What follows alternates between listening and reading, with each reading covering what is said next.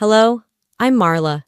It was supposed to be my baby shower, my moment, but right before I cut the cake, my sister stood up and announced she got into Harvard, and suddenly, everyone acted like I was the guest at her party. They pushed aside the baby decorations I'd made by hand, called my cake the backup dessert, and asked me to move my own gifts off the table so they could make room for champagne. But that wasn't even the worst part. What if I told you it didn't end there? What if the people closest to you used your silence to write you out of your own story? Would you still call it family? They say your baby shower should feel like soft pastels and polite laughter.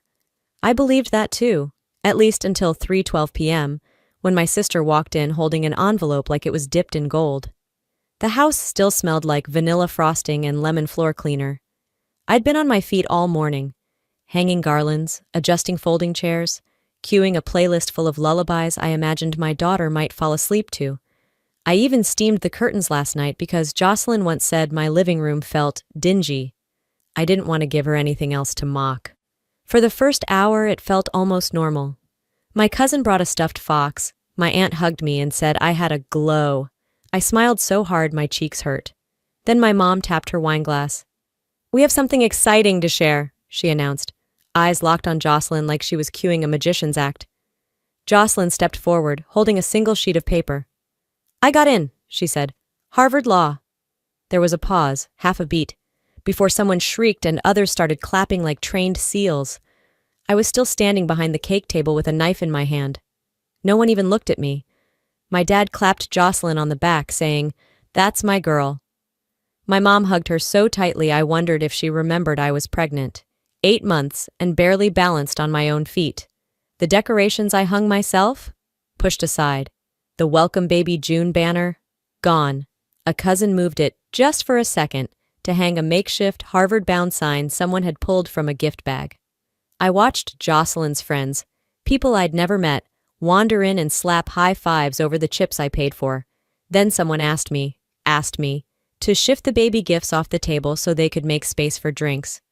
I nodded, didn't even blink, just gathered them up and quietly placed them near the window. My hands were shaking, but I made sure the bows stayed intact. Jocelyn gave a speech. Said dreams only work if you don't let people's expectations limit you. I bit the inside of my cheek hard enough to taste iron. She didn't thank me. No one mentioned me, not even once. The cake sat untouched, the one I'd chosen to be soft and sweet, vanilla with a raspberry center. Jocelyn's friend pointed at it and joked, "Guess that's for the backup party." I walked into the kitchen. The counter was sticky. Someone had spilled soda next to the sink. I found a cloth and wiped it silently. Behind me, they laughed. Jocelyn's laugh. My mom's. Glasses clinked. My hand trembled, but I didn't drop the rag. I kept scrubbing the counter as if it mattered. That was the moment I realized I wasn't invisible. I was intentionally being erased. I didn't return to the party right away. I stood by the sink for a long moment, pressing the rag flat against the counter, watching the bubbles fade into nothing. The laughter grew louder, brighter, like the rest of them were breathing oxygen I couldn't access. When I finally walked back into the living room, something had shifted. Not just the energy, the space itself. The banner I'd spent hours cutting and taping, "Welcome Baby June," was gone. The string where it had been pinned now held a different sign, Harvard bound. The paper garlands I'd strung up with swollen ankles were in the trash, soaking in spilled soda. One of Jocelyn's friends had their phone propped up, filming some kind of group dance in front of the fireplace. My playlist? Gone. Replaced with bass-heavy music I didn't recognize. My own home felt borrowed. I walked slowly, pretending not to notice, like maybe if I didn't react, it would all snap back. But every step I took screamed louder than my silence. One of Jocelyn's friends, a guy with a smirk that said, "I've never been told no," pointed at the gift table and asked if anyone had seen the gin.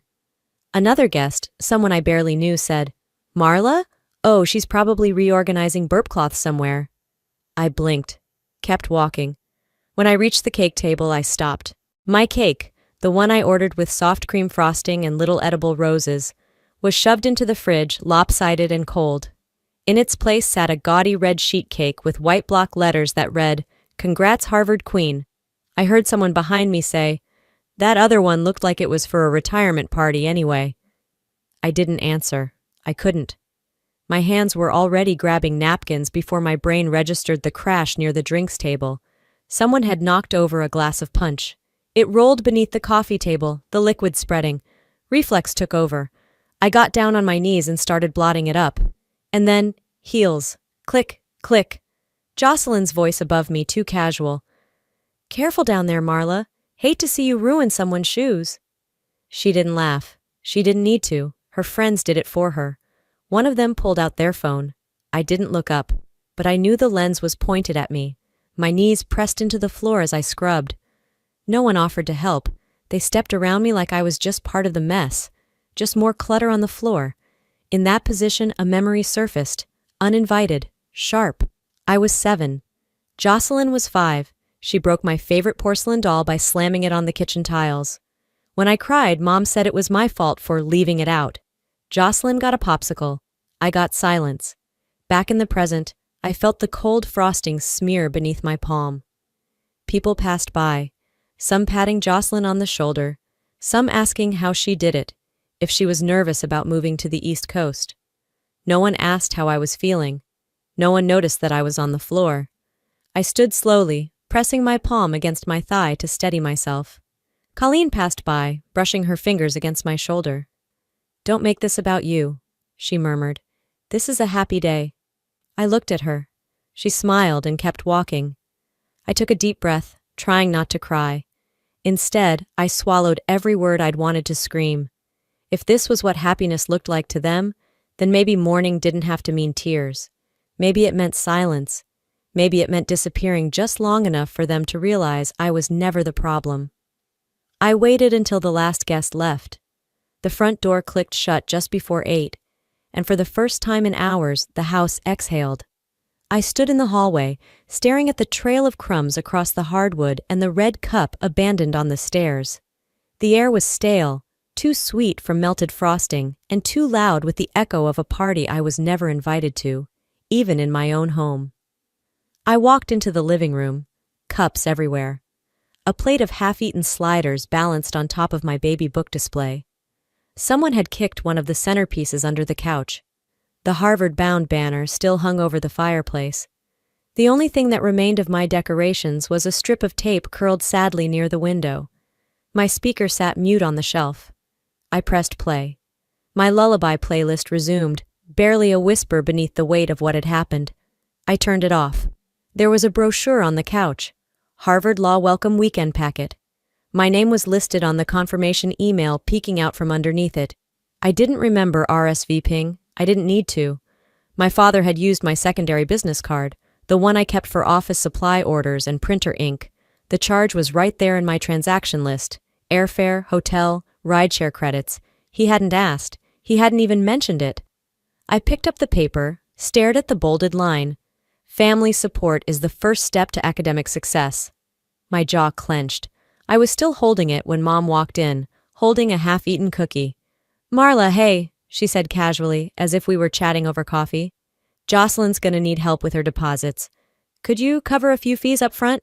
Just until her grant kicks in." She didn't pause. She didn't ask how I was. She didn't thank me for hosting or acknowledge anything about what happened hours ago. "You're doing well, right?" she added. "The shop's stable?" I looked at her for a long second.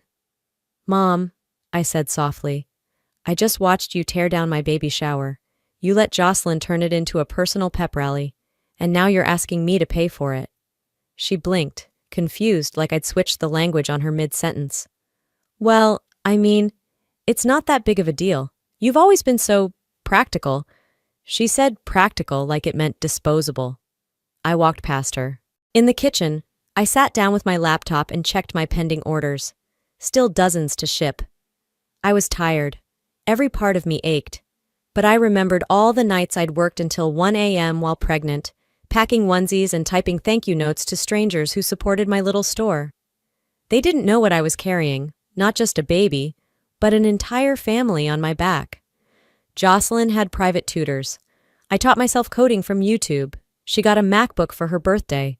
I got told I was too old to dream. I thought about all of it, sitting there in the dim kitchen light. Mom called from the hallway. "So is that a yes?" I didn't yell. I didn't cry. "No," I said. There was a pause. "Oh, okay," she said, like she couldn't quite compute it. But I did.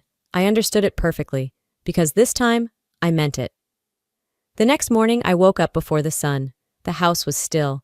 I moved slowly, careful not to wake anyone. The air still smelled faintly of soda and frosting. My back ached, but it wasn't from the pregnancy. It was the weight of being tolerated, not celebrated. I made tea and opened my laptop to check shop orders. A notification blinked at the top of the screen. Order canceled. Aunt Beth. The message she left read, "I just feel it's better to invest in someone going places. Jocelyn's got a future ahead of her. Crafts can wait." Crafts can wait. Like my business wasn't real, like I wasn't real. I clicked over to the family group chat. Aunt Beth had pasted the same message there, followed by a confetti emoji and "Go Jocelyn." No one responded. No one defended me. The chat went silent, a void where voices should have stood up for me. I stared at the screen until the cursor stopped blinking. I put my phone down. 10 minutes later, I got a text from Becca, an old co-worker I hadn't spoken to in months. "Hey, is that your sister on TikTok? You might want to look." My stomach turned before I even opened the app. The video had nearly 12,000 views. Jocelyn stood in my living room, mocking a pregnant woman, whining, fake crying, waddling across the screen. The caption read, "When the baby shower's not even about the baby anymore." Hashtag, #main character energy. Another one, #not everything is about you. My face flushed. It wasn't just a joke. It was a performance, and the audience, laughing. I walked upstairs, phone in hand, trying to breathe past the pounding in my chest. I bumped into Mom outside the laundry room. "You've seen the video?" I asked. She didn't look up from folding towels. "Jocelyn's just being silly. Don't take things so seriously." I stared at her. "Silly?" I repeated. "She's just having fun. Don't make it into something it's not," she said, still focused on smoothing out pillowcases. "Do you even see me?" I asked. She didn't answer, just moved past me with the basket like nothing had been said at all. Back in my room, I sat on the edge of the bed and stared at the phone screen again. The video kept playing in a loop. My living room, my baby shower, her spotlight. I opened the family chat and left without saying a word. Then I unfollowed Aunt Beth, then Jocelyn, then Mom. I turned off all notifications, tossed my phone onto the comforter, and exhaled into the quiet. From upstairs, I heard the distant hum of a vacuum. Jocelyn, still here, still making noise, still unaware of what she'd burned down. I wasn't angry because they'd left me behind. I was angry because, deep down, I'd still expected them not to. I was at the kitchen table sipping lukewarm coffee when it landed. A forwarded message from Lauren, my business partner. The subject line read, "Just wanted you to see this." The email had no name, just a vague signature, a concerned friend. It said, "You may want to consider if Marla is in the right headspace to continue managing operations. With her condition, she may be overwhelmed, emotionally unstable, even unpredictable. Just a thought before things spiral." My blood chilled. The phrasing, her condition, overwhelmed, spiral, they weren't random, they were borrowed. I'd heard those exact words from my mother before. Once, during a minor panic attack when I was 25 and working 2 jobs, she'd said, "You're spiraling again." This wasn't a stranger's voice. It was hers, dressed up in faux concern and sent anonymously. 15 minutes later, my phone buzzed again. A text from my cousin Paige. "Hey, Aunt Colleen mentioned you've been kind of different lately, just checking in." Another from my uncle. "Your mom said you might need support right now. Happy to talk if you're open to it." Support, like an intervention was coming. They weren't worried. I wasn't unraveling. They were laying a foundation. If I ever did speak up, they'd say, "See, we told you she was unstable." I stared at my phone. It trembled in my hand, not from fear, but from restraint. Instead of replying, I opened a new tab and drafted an email to my lawyer. I attached screenshots of the email, the texts, even the TikTok. I labeled the subject, Early signs of reputational sabotage, legal documentation. Then I closed my laptop. Jocelyn passed through the hallway behind me, phone in hand, still wearing one of my old cardigans. She didn't even look at me. I didn't flinch. I didn't nod. I didn't breathe her in. They wanted silence to mean submission. I was redefining it, turning it into strategy. That evening, my mom knocked softly on my bedroom door. "Sweetheart, you okay?" she asked. "Just wanted to check in. You've been so quiet lately." I didn't answer. I heard her hand rest briefly against the doorframe. "We're all just trying to help you," she said gently. "Help me." The same way someone might gently close a lid over a flame they didn't want to see grow. Inside my mind, something snapped into place. They wanted to call me unstable? I'd show them what stability looks like when it decides it's done playing nice. The next morning? But something was off. My store's 5-star average had plummeted overnight. The reviews were brutal. "Owner is rude and clearly unstable. She shouldn't be running a business while pregnant." I scanned through them, heart pounding. They all sounded oddly similar, too personal, too specific. I checked IP logs on my admin dashboard, something I rarely did. 3 of the negative reviews traced back to our home's Wi-Fi. One from Jocelyn's phone, another from her laptop. The third? A burner Gmail, posted the same minute she was streaming a cooking video downstairs. This wasn't random trolling. This was sabotage. I barely had time to process when my stomach cramped lightly. Again. It had been happening for days now, but I chalked it up to stress. I reached for my prenatal vitamins on the counter and froze. The pills looked different, slightly translucent. I grabbed the spare, unopened bottle from my office drawer, compared the colors. They didn't match. I opened the hallway camera footage from 3 nights ago. There she was, Jocelyn, reaching into the kitchen cabinet at midnight, holding both bottles. My breath left me like a punch to the chest. I walked to the living room. She was sprawled on the couch, feet up, flipping channels like nothing was wrong. I held the vitamin bottle in one hand and the open laptop in the other. "You think I wouldn't notice?" I said, voice calm. She didn't even turn around. "You're overreacting." "Really?" I took one step closer. "Because if you'd done this to anyone else, it'd be called assault." Mom appeared from the hallway, hair wrapped in a towel. "Marla, stop, please. Don't make this bigger than it is." "No," I said, holding her gaze. "You already made it big. I'm just making it real." I walked straight past them both and back into my office, attached the footage, attached the IP screenshots, hit send to my lawyer. Then I printed 3 eviction notices, labeled, dated, signed. It wasn't rage that moved my hand, it was instinct. This wasn't about vengeance anymore. This was protection, for me, for her. The next morning, the kitchen smelled like toast and entitlement. I walked in with the stack of eviction papers under my arm. Jocelyn was at the counter, sipping orange juice like she hadn't tried to poison my pregnancy. Dennis scrolled through his phone. Colleen was plating eggs like we were still pretending to be a functioning family. I placed the documents down. "I need you all to read these." Jocelyn barely glanced up. "More lists?" She gave a mock yawn. "Let me guess. Boundaries again?"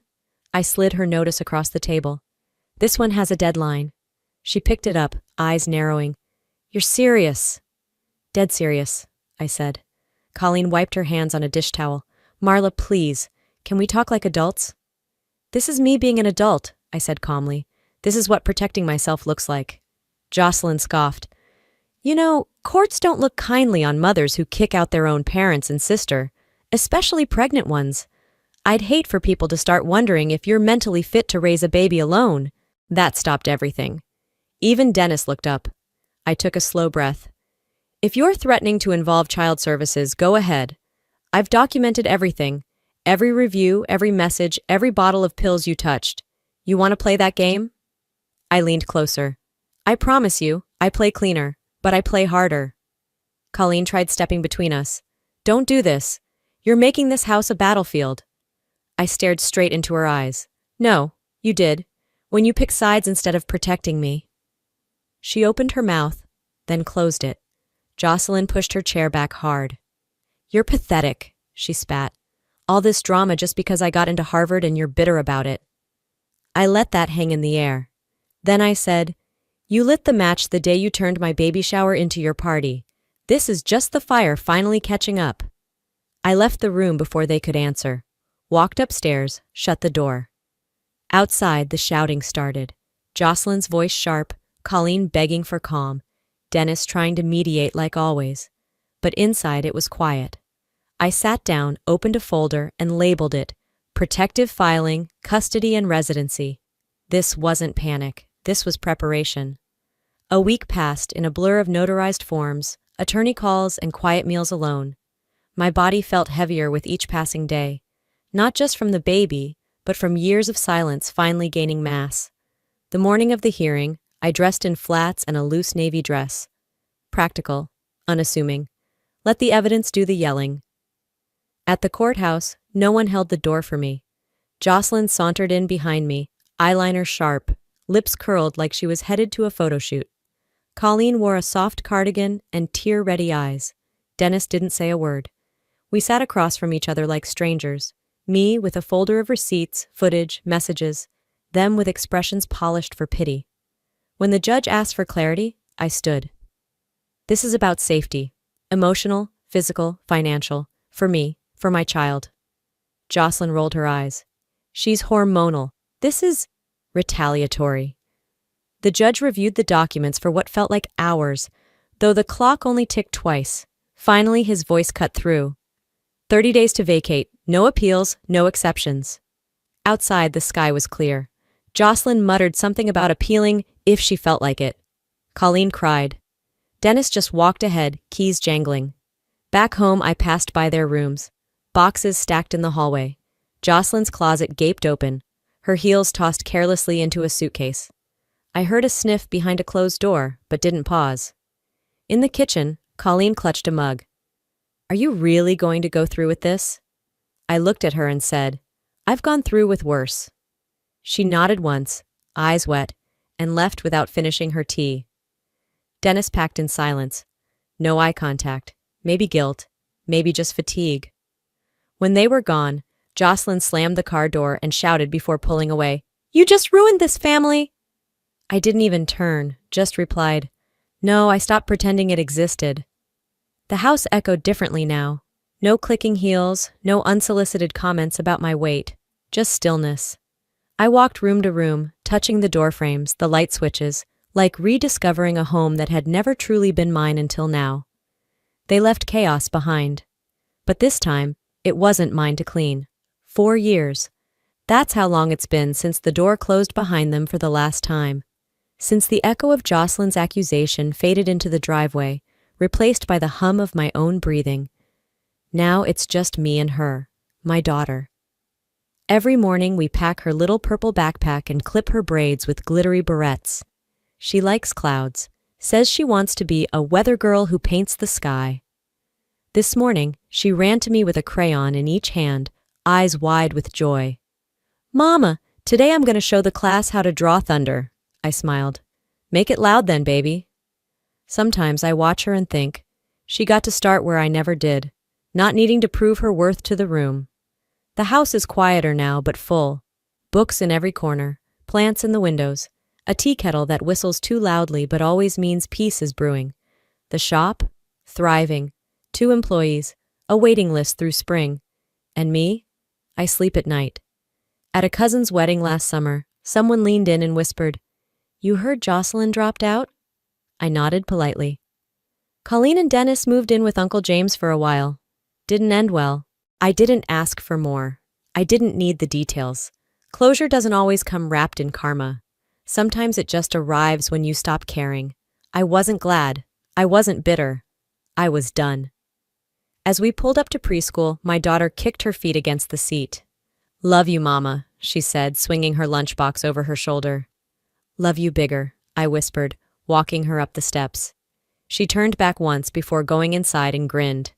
That smile, undented, undiluted, reminded me why I did it all. Not to win, but to rebuild. Back in the car, the morning light stretched across the windshield like a new page. I placed my hand on the steering wheel, then on my belly. A quieter life, a real one. We weren't broken. We just needed space to grow something better. There's something you learn when you stop fighting for a seat at a table that was never built for you. You learn how to build your own. If you've ever felt overshadowed in your own story, I want you to know. It's not weakness to walk away. It's wisdom. Sometimes healing isn't loud. Sometimes it's quiet, like locking the door behind you for the last time or showing up for yourself when no one else does. I spent too many years waiting for validation that was never coming. Now, I write my own ending, and so can you. So let me ask you this. Have you ever had to let go of the people closest to you, just to finally find peace? Or maybe you're still holding on, hoping they'll change. Let's talk about it. Tell me below. Did this story strike something in you? If it did, drop a 1 in the comments, or tell me what city you're watching from. If it didn't, that's okay too. Tell me why and where you're tuning in. I read every message. And hey, if this story reached your heart or reminded you of your strength, do me a favor. Hit that subscribe button so you don't miss the next story we share here. We've got more real voices, more healing, and more truth coming your way. Because sometimes, all it takes is one story to help you write your own.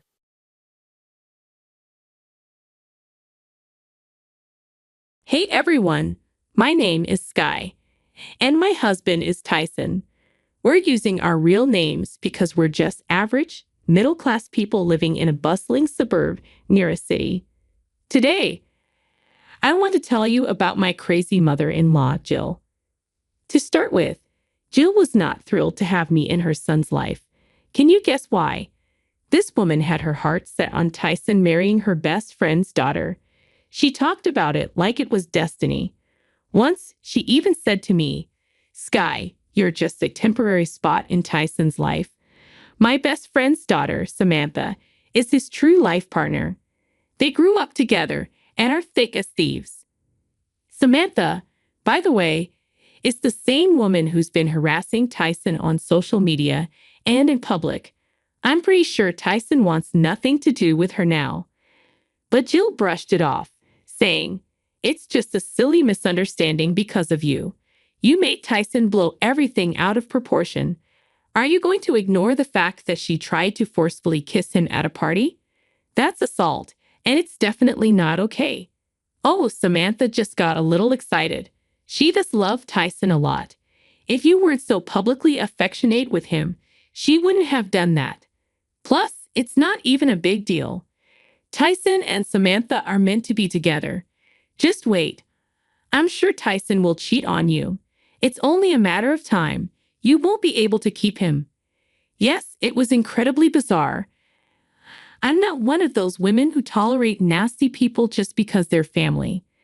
The first thing I did was tell Tyson everything. As usual, he was furious and confronted Jill.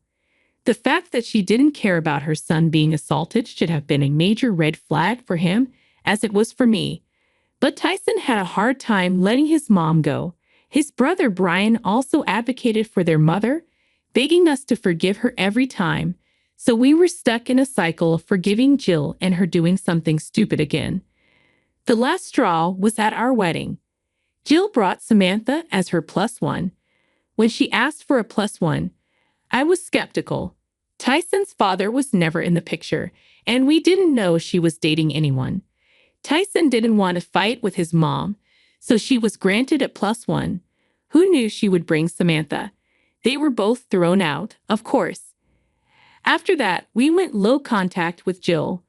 We were still paying her rent because she took a lower-paying job.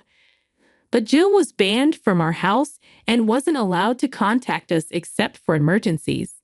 She didn't like that, and neither did Brian. He said, "Guys, can you not do this to Mom? I know she made a mistake, but she's still your mom, Tyson. She's been crying and missing you." There's no use crying now. She should have considered the consequences when she repeatedly crossed our boundaries and refused to take the Samantha incident seriously. I replied, "I get it, Sky. But seriously, I'm sure she won't repeat this. You guys gave me a house key for emergencies, but not her. How will she help you when I'm not around? My sister has a key too, so that's not a problem. I countered. AK, then at least let her visit sometimes. Talk to her when she calls. She doesn't deserve this treatment, Brian pleaded. Brian did his best to argue on behalf of his mom, but Tyson had had enough and shut him down. Since Tyson is supporting Brian through college, Brian didn't make much trouble.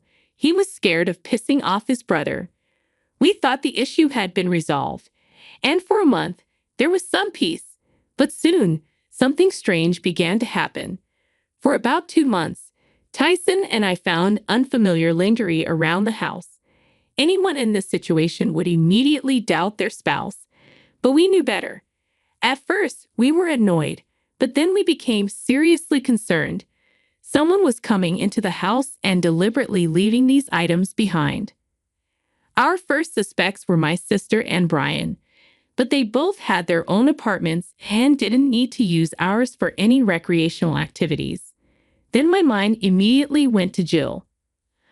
I told Tyson, I have a bad feeling that Jill is somehow involved in this. What are you saying, Sky? Mom doesn't have access to our house, and she has no way to come inside. Don't be ridiculous. Tyson replied. She tried to make me believe you were cheating on me before. She might be trying the same trick again. Besides, she knows our schedules and could easily come by when we're not home. I don't know, Sky. It seems like a bad suspicion. Mom has respected our boundaries so far. There's no way she would do something so childish. No matter how much in denial Tyson was, I was almost sure Jill was behind this. I was angry at her for trying to mess up my marriage and making me feel creeped out in my own home.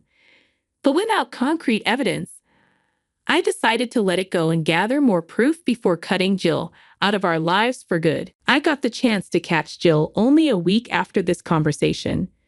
I was scheduled to go on a girls' vacation with my friends, a trip very few people knew about. Tyson would be alone at home, with Brian joining him between classes. The whole trip was planned, and I was looking forward to it. However, tragedy struck one of my friends, and we had to cancel the trip. I'm not going to reveal what happened due to privacy reasons, but it was serious enough that we couldn't go. So, Tyson and I ended up cuddling on the couch while watching TV. He was happy he didn't have to stay away from me for 2 weeks. As we were about to have dinner, I got a call from Jill. I wanted to hang up, but I remembered she hadn't called me in months, so I thought it might be an emergency. I put her on speaker and hushed Tyson as I picked up. Immediately, I heard Jill crying. Sky, I'm so sorry to disturb you at this hour, but there's something really important I need to tell you. What's the matter, Jill? Are you crying? Is everything all right? No, everything is not all right, Sky. I was near your house, and I saw Tyson with another woman. They were making out in your own house, Sky. I saw it with my own eyes. What? Can you give me some details about this? Tyson was looking at me with wide eyes. Shared his look but remained calm, motioning for him to stay quiet so I could talk to Jill without her knowing anything. I knew she had some sort of agenda. She continued, What can I say, Sky? It was horrible. I don't think I can tell you what they were doing. It's embarrassing and disgusting. Thank God I walked away before I saw more. Oh my God, I'm so disgusted. You should divorce him, you know. I don't know, Jill. Have a hard time digesting this information. I don't think Tyson would ever cheat on me like that. Are you sure you saw him with someone else? Yes, I'm sure, Sky. I saw it with my very own eyes. I walked off immediately before they could spot me. You need to get your head out of the clouds, Sky. I'd always told you my son would cheat on you. Gone were Jill's tears and sadness from discovering her son allegedly cheating on his wife. Instead, she now sounded smug. She was convinced that Tyson cheated on me because I wasn't capable of keeping him happy. It became clear that Jill hadn't called me to warn me. She wanted to gloat. No matter how hard she tried to sound concerned, her real motive spittled out within minutes. "You really did tell me that Tyson would cheat on me," I said. "I wish I had listened, but I still don't understand. Tyson and I were happy together. Why would he do this to me?" "You are a dumb witch, Sky. My son is such a handsome and intelligent man. He could get anyone he wanted. You trapped him with your charms and forced him to marry you. Now he sees through your innocent face and finally understands his worth. So, you're saying my husband cheated because I wasn't good enough?" "I still don't believe it, Jill. He would never do that to me." "Oh, but he did. Dear Sky, just like I predicted.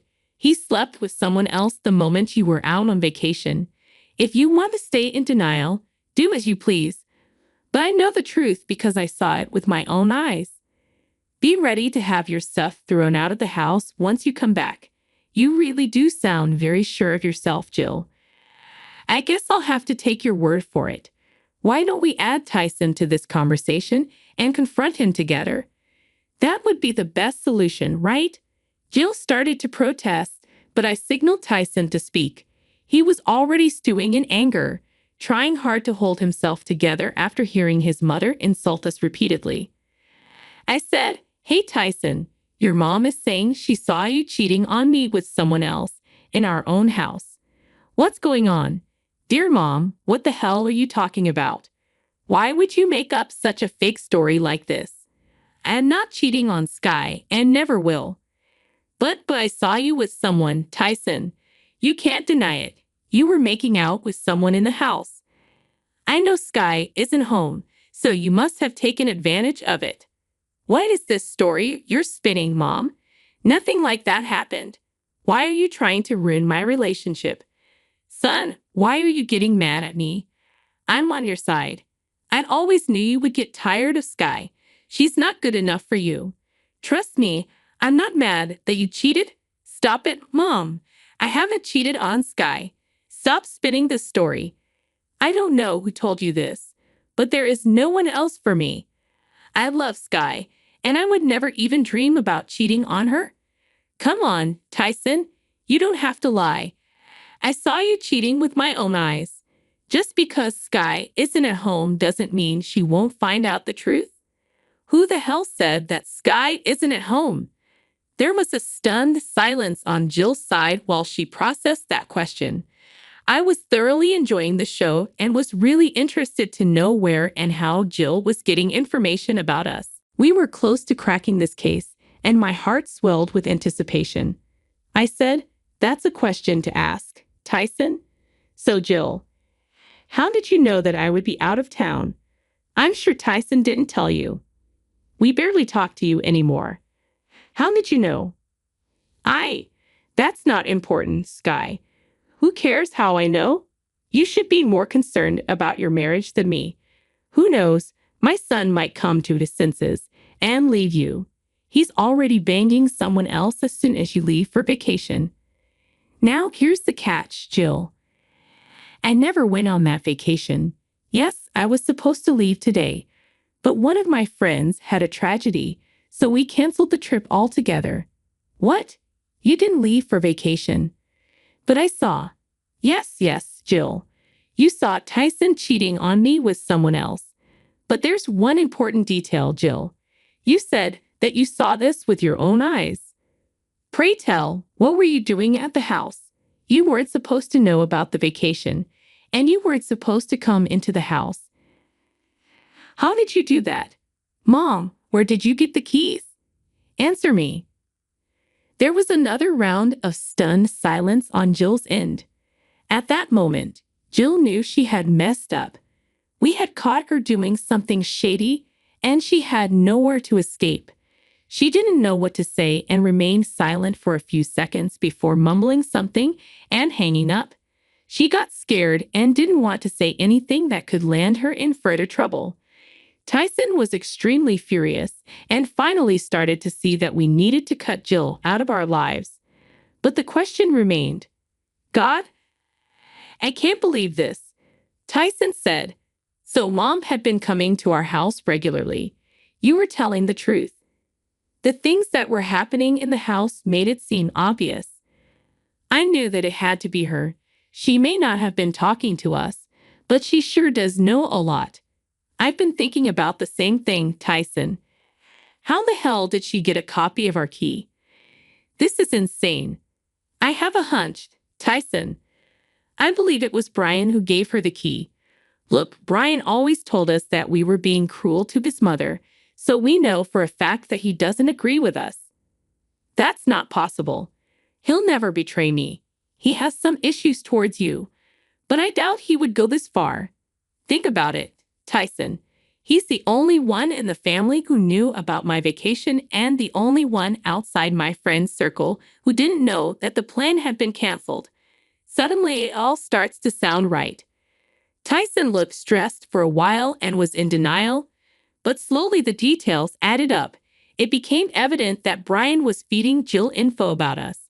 Also, he was one of the few people who had access to our house keys. After we talked about this issue, we went straight to the apartment where Brian was staying and, guess what? Jill was there, looking panicked. Tyson looked even more furious than before. I said, well, looks like my hunch was right, Tyson. It was Brian who had been meddling in our business. What? What are you talking about? My mom can be here whenever she pleases. Also, I don't need your permission to talk to her. No, we never told you not to talk to Mom, but we told you not to share information about us with her. You crossed our boundaries and did just that.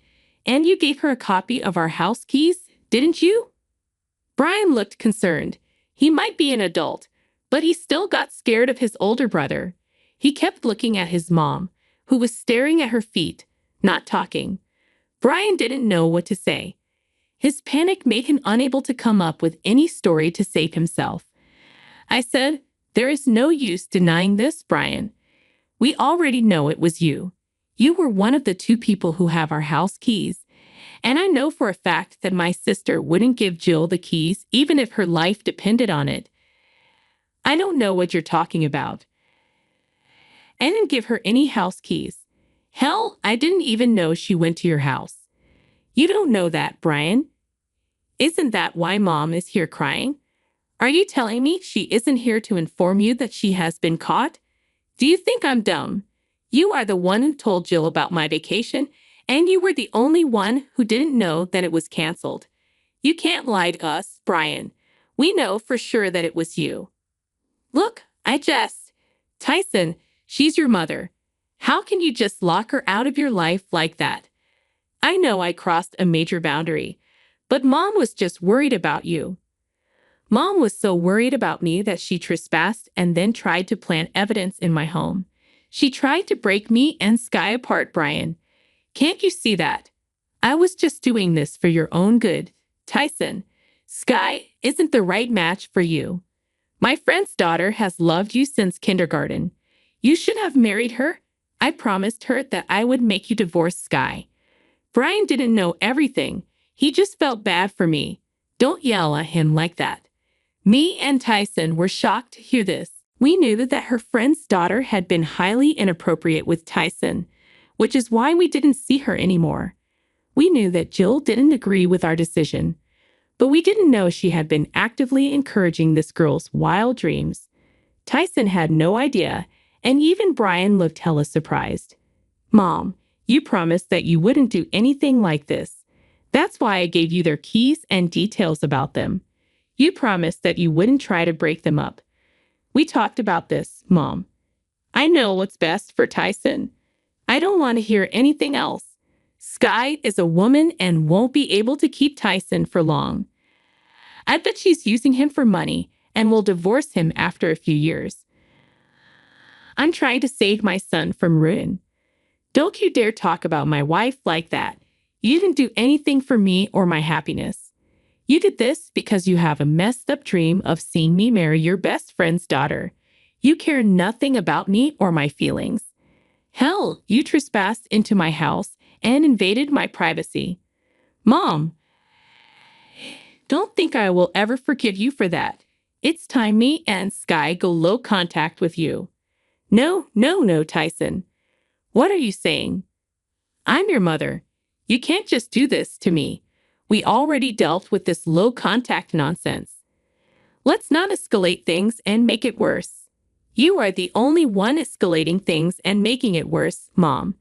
You crossed all of our boundaries a million times and tried to break us up multiple times as well. Tyson might forgive you because he's your son, but I never will. That also applies to you, Brian. No matter what your reasons, you shouldn't have betrayed us in the first place. There, my wife has said it. Since she wants nothing to do with you two anymore, I don't either. Consider all your financial privileges gone. Mom, I'm not paying your rent. Brian, your college fees are on you, and so is the accommodation. I don't reward people for bad behavior. My decision is final. After hearing this, both Brian and Jill started to beg and plead with us for forgiveness. They made promises about being better and finally respecting our boundaries. I guess it was a little too late for that.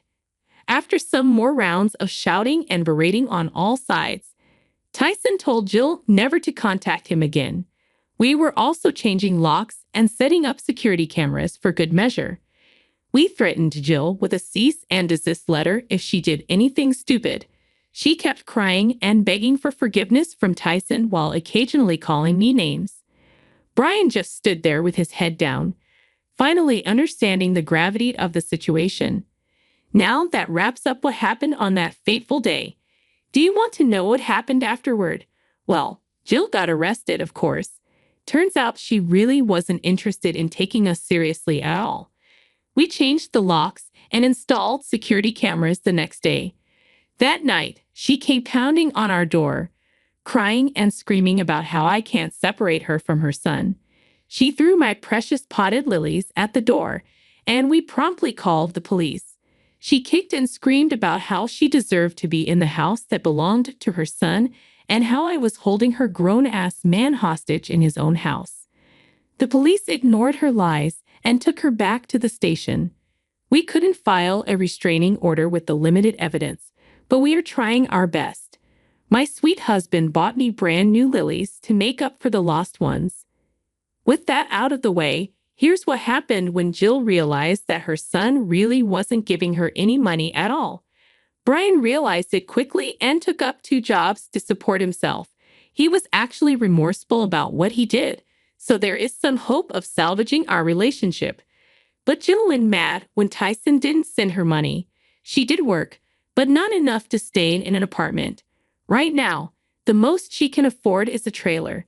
Anyway, she didn't learn her lesson and came banging on our door again. This time, she discarded the pots and threw Tyson's armchair at the door. How creative, right? The police were not thrilled, and we finally got a restraining order in place. We don't know the whereabouts of Jill anymore since she realized what a waste of money it would be to hire a lawyer or make bail, so she is keeping away for now. Tyson and I have joined couples counseling and are working to strengthen our marriage. We have been discussing talking to Brian again, but we are on the fence about it. I don't know what the future holds, but I sure do enjoy the peace right now.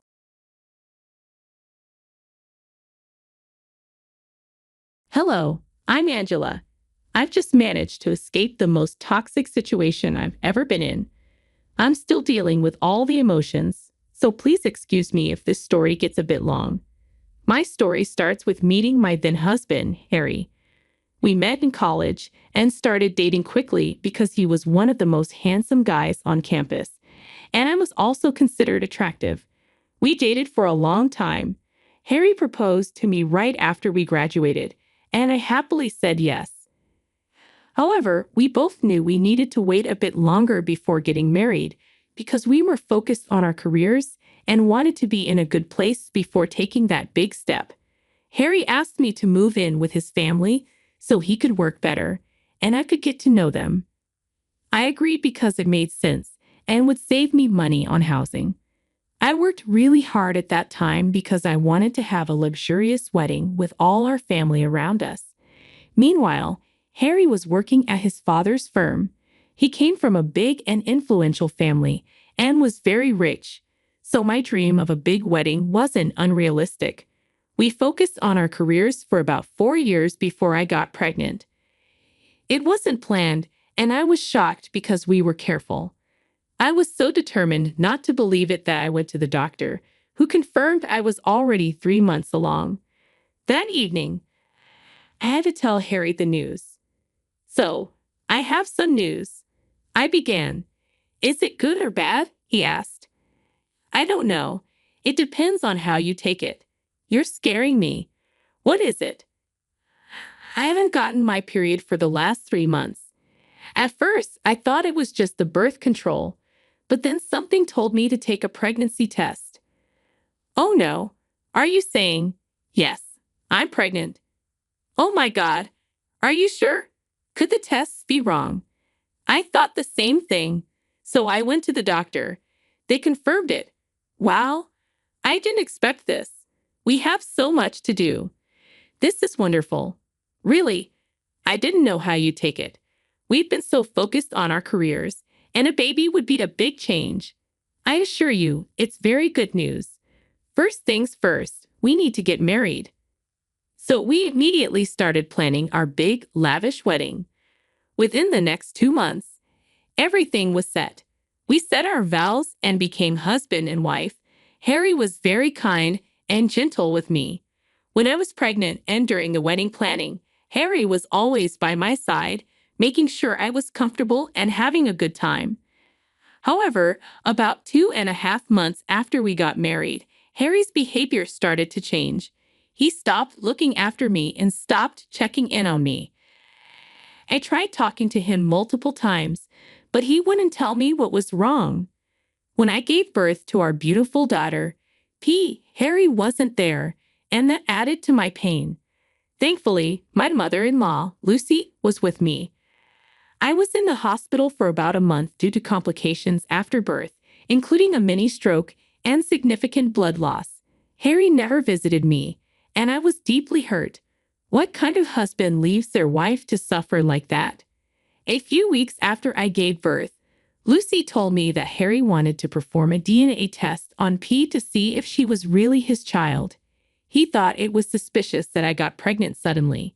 Hearing this made me feel even worse because I had never given him any reason to doubt my faithfulness.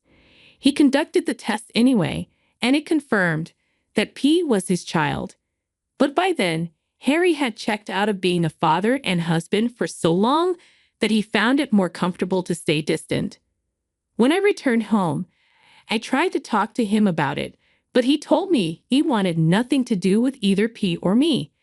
He and I stayed in this painful situation for the next 7 years. Harry had made me quit my job when I was pregnant, so I had no savings to fall back on.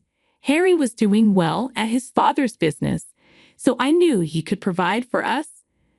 I stayed in the house because I wanted to be with P without facing any issues. Harry barely looked at P and would complain if I raised any issues about household work. I quickly learned that Harry was not the sweet-tempered man I had known before. The only reason I was still living there was because I was taking care of his parents, a job he didn't want to do. His parents, Patrick and Lucy, adored Harry and believed he could do no wrong. Even when they saw how he was treating P and me, they didn't care. They fully believed that I was the reason Harry was ignoring his duties, thinking I had done something to deserve it. At first, I was really hurt by this, but I learned to let go. Patrick and Lucy had many health issues. Patrick was diabetic, and Lucy was on heavy medication for her heart issues. They needed a lot of care and attention, so I took over as their primary caregiver. Harry and his brother Mike were always busy with work, so they couldn't look after their parents. I suggested hiring someone to help, but Harry refused. Ever since Harry took over the household expenses, he made everyone's lives miserable. He wouldn't spend a cent unless it was absolutely necessary.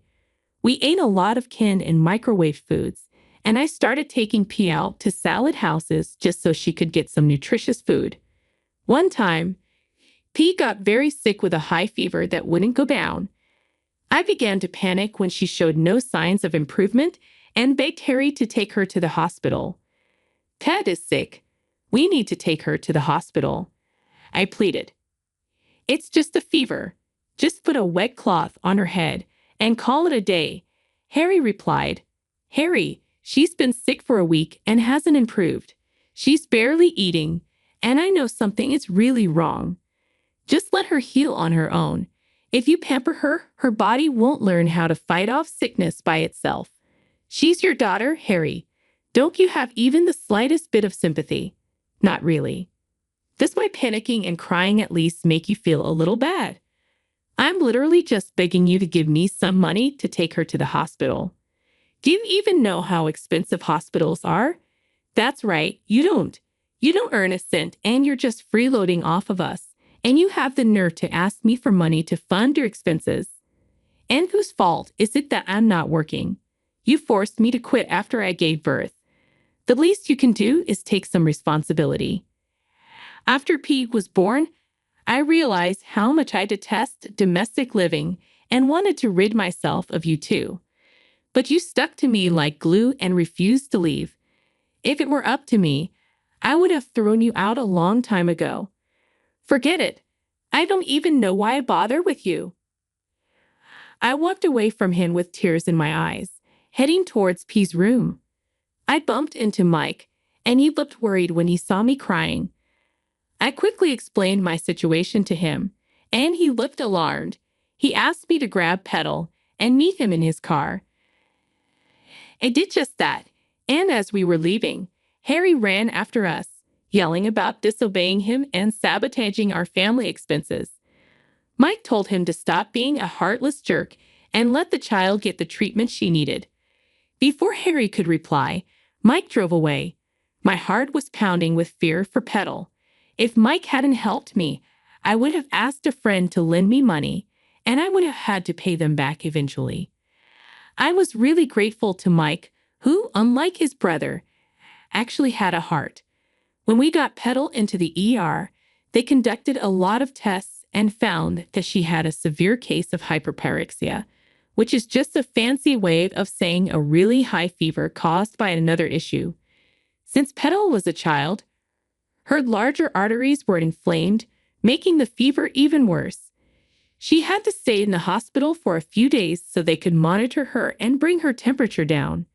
Every one of those days, Harry called to tell me how selfish I was for taking Petal to the hospital after he had told me not to. The first day, I explained the situation, but he didn't care. After that, I stopped listening to his calls. Mike, on the other hand, was a godsend. He visited the hospital every day and stayed with Petal for a few hours so I could take a shower and eat a proper meal. He also brought many of Petal's toys, which made her really happy. Seeing her smile and laugh after days of suffering made me feel better about our situation. After Petal was discharged, Mike began making an effort to improve our lives. Before, he had always minded his own business, figuring we were Harry's responsibility. He treated us with respect but never checked to see how we were living. I remember when he took Petal and me to the park one day. We watched Petal play while we ate ice cream. He seemed lost in thought and a little sad, so I asked him what was wrong. Why do you look so lost in thought? Oh, it's nothing. Come on, you helped me out when I needed it most. Let me be a shoulder to lean on for you. Well, I was just wondering how my brother could possibly let the both of you go so easily. Yeah, it was hard for me to grapple with too. In fact, I still struggle with it. There have been so many moments when I just look at him and expect him to go back to being who he was when we first met. It takes a special kind of heartlessness to abandon your own child when she still lives in your house. I just learned to be grateful he hasn't kicked us out. Who would hire someone who hasn't worked for the last 7 years? I haven't even kept up with all the changes in my field. Why don't you try to find a job, even if it isn't in your field? Earning some money is better than earning none. You have no idea how badly I want to earn my own way, but I don't have time to work. What do you mean? You could work during the hours P is in school, and if needed, I can help you enroll her in daycare after school. You really are an angel, aren't you? While I appreciate the offer, I can't take you up on it. Even if I'm not taking care of Petal, I'm taking care of your parents. Between that and cooking everyone's meals and cleaning the house, I have no time for anything else. Oh man, I completely forgot about everything else you've been doing for us. I'm so sorry I've turned a blind eye for so long. I promise I'll help you out and make your days easier. I'll even help set you up with a job. I was surprised by how apologetic Mike was. In those months, I had learned to live as if I were invisible, so getting recognized for all my work made me really happy. After that, Mike began helping a lot. He did household chores and helped his parents whenever he was free, allowing them to spend more time as a family. Mike also got me a desk job at one of his friends' companies. It wasn't a lot of money, but it was more than enough for me to save up and move out in a few months. Harry was not happy that Mike was helping me out. Mike was spending family money on people who didn't deserve it. The first time this happened, Mike lost it to Harry. They got into a heated argument that almost turned physical, but I stepped in to stop it. After a while, Mike learned to ignore Harry's repeated comments. And if I was ever alone with Harry, he wouldn't unleash his anger on me, so I made sure to stay out of his way. I needed time to save up enough money for a deposit on an apartment. One day, while walking past Harry's room on my way to visit Patrick and Lucy, I heard Harry yelling. Curiosity got the better of me, and I peeked through the crack in the door. I watched Harry punch his pillow in frustration, then sit still on his bed, looking like he was going insane. Suddenly, he jumped up, fumbled around in his pockets, and pulled out his phone. He started talking about how Mike's team was pulling in most of the revenue and how this team wanted to work with Mike. He complained about the decline in work ethic in the office because of Mike. Both of them managed their own teams differently. Harry was authoritarian and strict, overworking his team, while Mike was more relaxed, treating his team with respect and listening to them. It was clear why Mike's team was more productive, but Harry hated him for it. He also complained about how Mike was changing things in the house and how he was beyond angry with him. Harry began to tell the person on the phone about his plan to sabotage Mike and everyone else living in the house because none of us respected him. I couldn't believe what I was hearing. Although I decided to chalk his words up to anger, I figured he wouldn't have the time or capacity to follow through. I made sure to keep an eye on him over the next week. Then one day, Harry brought one of his friends over. They sat in his room, discussing Harry's plan to sabotage Mike. Look, Caleb, I'm just tired of Mike and his shenanigans. I get that. So, what are you going to do about it? Well, no, but all I know is that the man gets on my nerves. Suddenly, he's become a good guy, looking after my loser wife and child and taking care of our parents. Do you think he's doing this for some gain? Oh yeah, of course. Everything about him works for a benefit that he can earn. He probably wants all of my parents' estate as his inheritance. That's definitely how it looks. Maybe you should do something soon. You can't let this go on longer. You are your parents' favorite, aren't you?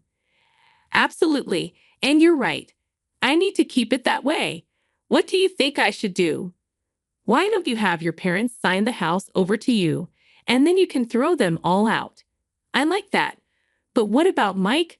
Well, your dad's still the CEO, and he has the power to transfer the company under your name too. That is so true, Caleb. You're a genius. I was alarmed by what I was hearing. I quickly left after they switched topics, but I was sure Harry saw me. He must have tried to cover his bases before tricking his parents into signing everything over to him. The next day, I came home from work to see everyone sitting at the dinner table with grim looks on their faces. I tried to ask what was going on, but nobody replied. I felt awkward, but had to take care of Petal, so I let it go. That night, I thought about whether I should tell them what I overheard. Even though Patrick and Lucy were mean to me, they took great care of Petal when I needed it, and Mike was amazing. The next day, I came back from work, prepared to talk to Patrick, Lucy, and Mike about my plan. My heart raced as I walked into the living room to talk. Thankfully, Harry was still out, and I knew I had a little while before he came back home.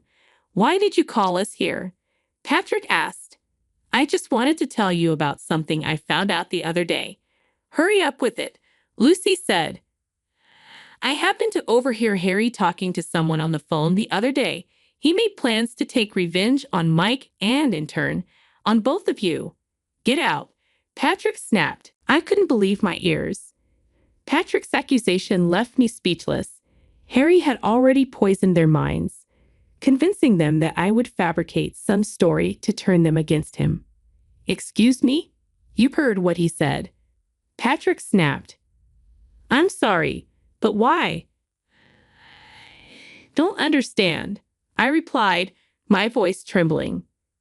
"Harry told us about how you were going to come and tell us some outlandish thing just so we could start hating him and transfer all our assets to you and Petal." "What? I would never." "Oh, shut up. Lord knows the only reason we ever put up with you was because Petal needed a mother. Now she's old enough, and you've done enough. Get out of our house and our lives," Lucy interjected harshly. "I have no place to go. I'm telling you, Harry is lying." "You have some nerve to say that. We made sure that Harry got all our assets. You will get nothing. Lie all you want, you won't get a cent from us. And since you have no place to go, I'm sure CPS would not like that. You can't be threatening me with my daughter," I said, my voice breaking. "You either leave peacefully, or we kick you out and have Petal's custody given to us," Patrick threatened. "Fine, I'll leave. Just please, take good care of my little girl." I packed my things and tearfully kissed Petal goodbye. She cried a lot, and it only made my heart break even more. But this was the best thing I could do for her. I reached out to my best friend, whom I hadn't contacted in years. Thankfully, she was more than willing to help me out, opening her house to me. She gave me her shoulder to cry on and listen to me. We caught up on our lives, and I even managed to laugh occasionally. The mental and emotional strain was too much, and I fell asleep easily. The next day, I took a day off from work to recover and plan my next move. I knew I needed to have Petal by my side, but I didn't need to think too much. Around noon, I got a frantic call from Patrick. After calming him down, he explained that Harry had kicked all of them out of the house and even took away Mike's job, leaving them with little money to rely on. He begged me for help, but I was done. I had no sympathy for them. I contacted CPS and informed them of the situation. It wasn't long until I got Petal back with me. Despite not having solid proof of residence, I at least had a roof over my head, unlike Patrick and Lucy. My friend also testified that I was living with her until I could get back on my feet. I got numerous calls from Mike and his parents, calling me all sorts of names for taking Petal away instead of helping them. But I had tried to warn them, and they chose to make me suffer in the worst way possible.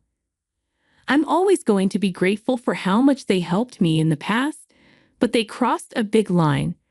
Right now, I have full custody of Petal, and I'm in the process of getting a divorce from Harry. My best friend helped me find a good job, and life is finally beginning to look up.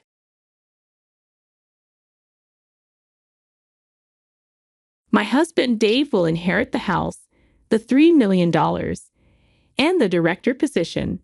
Upon hearing that a lawyer was present for Tosha's inheritance proceedings, Lily couldn't hide her joy. She entered the living room as if she owned the place.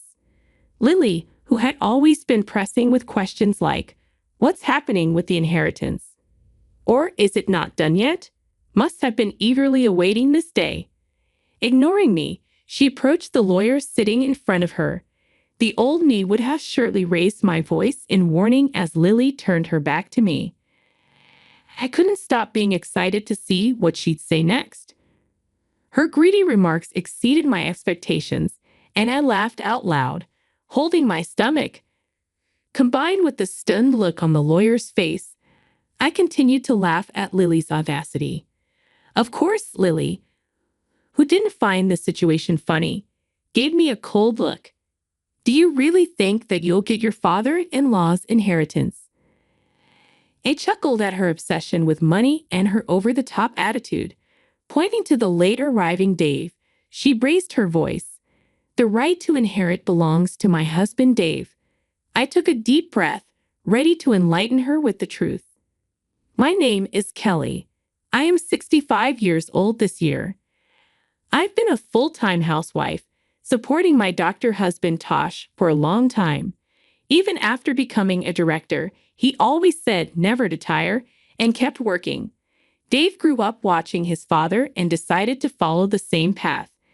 I believed it was a happy and fulfilling life for my husband as well. However, my husband left this world at the age of 68. He was deeply passionate about his work, truly believing that being a doctor was his calling. Perhaps his sudden death was due to overworking, but at his funeral, the scene made me feel that he lived a life with no regrets. Not just his superiors and colleagues, but also subordinates and others came to the funeral. The venue was packed with people mourning him. It wasn't just medical professionals who attended. I received many condolences from patients he had treated in the past. Didn't know exactly how he worked as I only saw the Tosh who went to and from his job every day. But realizing how much he was loved, I felt assured that he had done the right things in his life. Amidst the somber funeral, Lily, the eldest son's wife, was restless, seemingly out of place. Her face relaxed almost as if she was rejoicing in her father-in-law's death. My suspicions were confirmed when I overheard her talking with relatives. My father-in-law was always working. I think he might have saved quite a lot since he probably didn't have much time to spend money.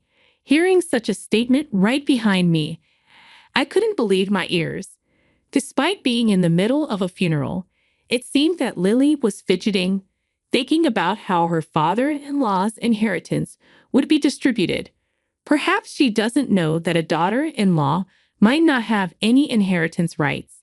Even so, I felt uncomfortable with her behavior, which wasn't appropriate for the funeral. Seeing her behavior, Dave, the eldest son, apologized to me with a guilty look. Mom, I'm truly sorry. No matter how many times I tell her, Lily doesn't listen. It's not your fault, Dave, but if you feel that way, can you please firmly warn her? Many people are attending this event. I knew about Lily's behavior even before Dave mentioned it, remembering her inexcusable attitude. I saw it all while I was busy with my husband's funeral preparations. Lily came to the house, but she didn't help at all. She didn't offer any words of comfort or sympathy. Instead, she constantly talked about money, asking things like, "Your husband had quite an inheritance, right? How much was it? Even if you're his wife, it's his inheritance, so don't waste it, okay?" I couldn't believe her audacity. Did you come here just to say that? Is that all you have to say? Well, yeah. If you squander it just because you don't have long to live, I'll be in trouble, she retorted. Anger and disbelief washed over me as Lily spoke as if my late husband's assets belonged to her. She always looked down on me and was sarcastic towards me. I don't know why she dislikes me so much, but her comments about other people's assets have often left me disheartened. My son Dave was inspired by his father and became a doctor. Dave's earnings are not bad, but Lily has always been overly obsessed with money. She'd often call me saying things like, "I'm worried about our future with Dave's low income," or "We're short on money," hinting at wanting financial help. Because of this, getting along with her was quite challenging. I used to let things slide, but this time she's targeting my husband's inheritance, and I've reached my limit. Dave's income is really unstable, so we don't have much money to spend freely. We can't afford luxuries. I explained. Oh, really? Why don't he work then? That would help with the household expenses, and you could afford some luxuries. Couldn't you? She snapped back. What? It's ridiculous for a doctor's wife to work. You're lucky since your husband earned well, and you could live comfortably. No matter how many times I tried to advise her, her attitude only worsened, and our verbal exchanges became increasingly heated. She wouldn't even hesitate to belittle her own husband, Dave, seemingly just to look down on me. From her perspective, I'm her mother-in-law. But once married, we're family. I couldn't stand the way she treated family members with such disrespect. Thanks to my husband, I've been able to live comfortably. If you desire the same, maybe you should respect and support your husband a bit more, I said. If there was something about Dave to respect, then maybe. Anyway, I'm off to get my nails done and have a spa day. Don't forget about the inheritance, okay? Bye now, she said, and promptly left the house. Given her stormy behavior, I began to wonder how Dave was treated at home. But her self-centered actions didn't end there. During the inheritance proceedings, she continued her intolerable behavior. Even after the funeral was over, every time she visited, she'd greet me with, "How's the inheritance coming along?" It felt like a standard greeting. Despite explaining several times that the process takes time, she either forgot or didn't understand and constantly pressured me whenever she saw me. I've informed her multiple times that she has no rights regarding the inheritance, but she just doesn't seem to get it. Whether she believes Dave's money is hers or has some other scheme in mind, she seems to be convinced she'll inherit a fortune. After discussing with Dave, or rather manipulating the conversation to her advantage, she probably intends to get a share of the inheritance. If that was all, being Dave's family matter, I shouldn't interfere. However, Lily tried to steal valuable things from our house. Lily, what are you doing? That's my necklace. Oh, come on. Don't be so stinky. We're family, so it's okay, right? I can't be friends with someone who would steal from me. Fine then, I'll take it as an advance on the inheritance. That's okay, right? I'm being patient here. No matter how many times I told her not to act so arbitrarily, she wouldn't listen to me. From the moment she took my cherished necklace that my husband had gifted me, I couldn't stand it. After that, I never opened the door for her again, even though Dave frequently messaged saying, "Mom, I'm truly sorry for Lily." He couldn't stop her. I gave up expecting anything from Dave or Lily. I didn't even have time to grieve the loss of the necklace my husband gifted me as her malicious harassment continued.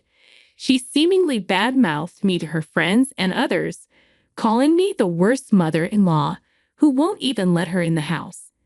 The neighbors would say, "It looks tough," with a wry smile, but they showed a concern. I don't understand why she hates me so much. It gives me a headache. What hurt the most was a letter I found in our mailbox. I felt disgusted just by seeing the already opened envelope, and upon checking its contents, it was addressed to Dave and his wife. Whether it's Lily's idea of harassment because I won't let her in or something else, her credit card bill was in our mailbox. Seeing the statement filled with extravagant expenses from luxury restaurants and online shopping made my blood run cold. "Dave, there's a credit card bill for Lily in our mailbox. It was already opened and checked. What's the meaning of this?" "Huh? I have no idea. It seems like she has spent a lot. She always talks about her income to me. Is everything okay?" "Well, it's actually tough. Mom, I'm sorry to ask, but could you pay it for us?" Wanting to complain, I contacted Dave. However, whether under Lily's influence or due to the power dynamics in his household, he said something unbelievable. leaving me speechless. I wondered why I needed to help them. Why would he even think I'd assist them? He can't even retrieve the cherished necklace from his wife. What is he even saying? I harshly criticized his behavior, which seemed to remember only things convenient for him. I've already done my part in supporting you as a parent. Why would an adult like you burden their parent and ask for help? Well, we have dad's inheritance, right? You won't be able to use it all by yourself. Please, I thought you'd help. There's a saying about a thief acting brazenly after committing theft. And now I get it. Dave, you two are really a match made in heaven. I'm cutting ties. Stay away from me. I could tell from the other end of the phone that he wasn't taking what I was saying seriously. I was so furious with his attitude. After hanging up, I immediately threw the bill into the trash. The idea that Lily might have deliberately put it in our mailbox assuming I'd pay was unbelievable. Most of all, it's an inconceivable act and makes me question her as a person.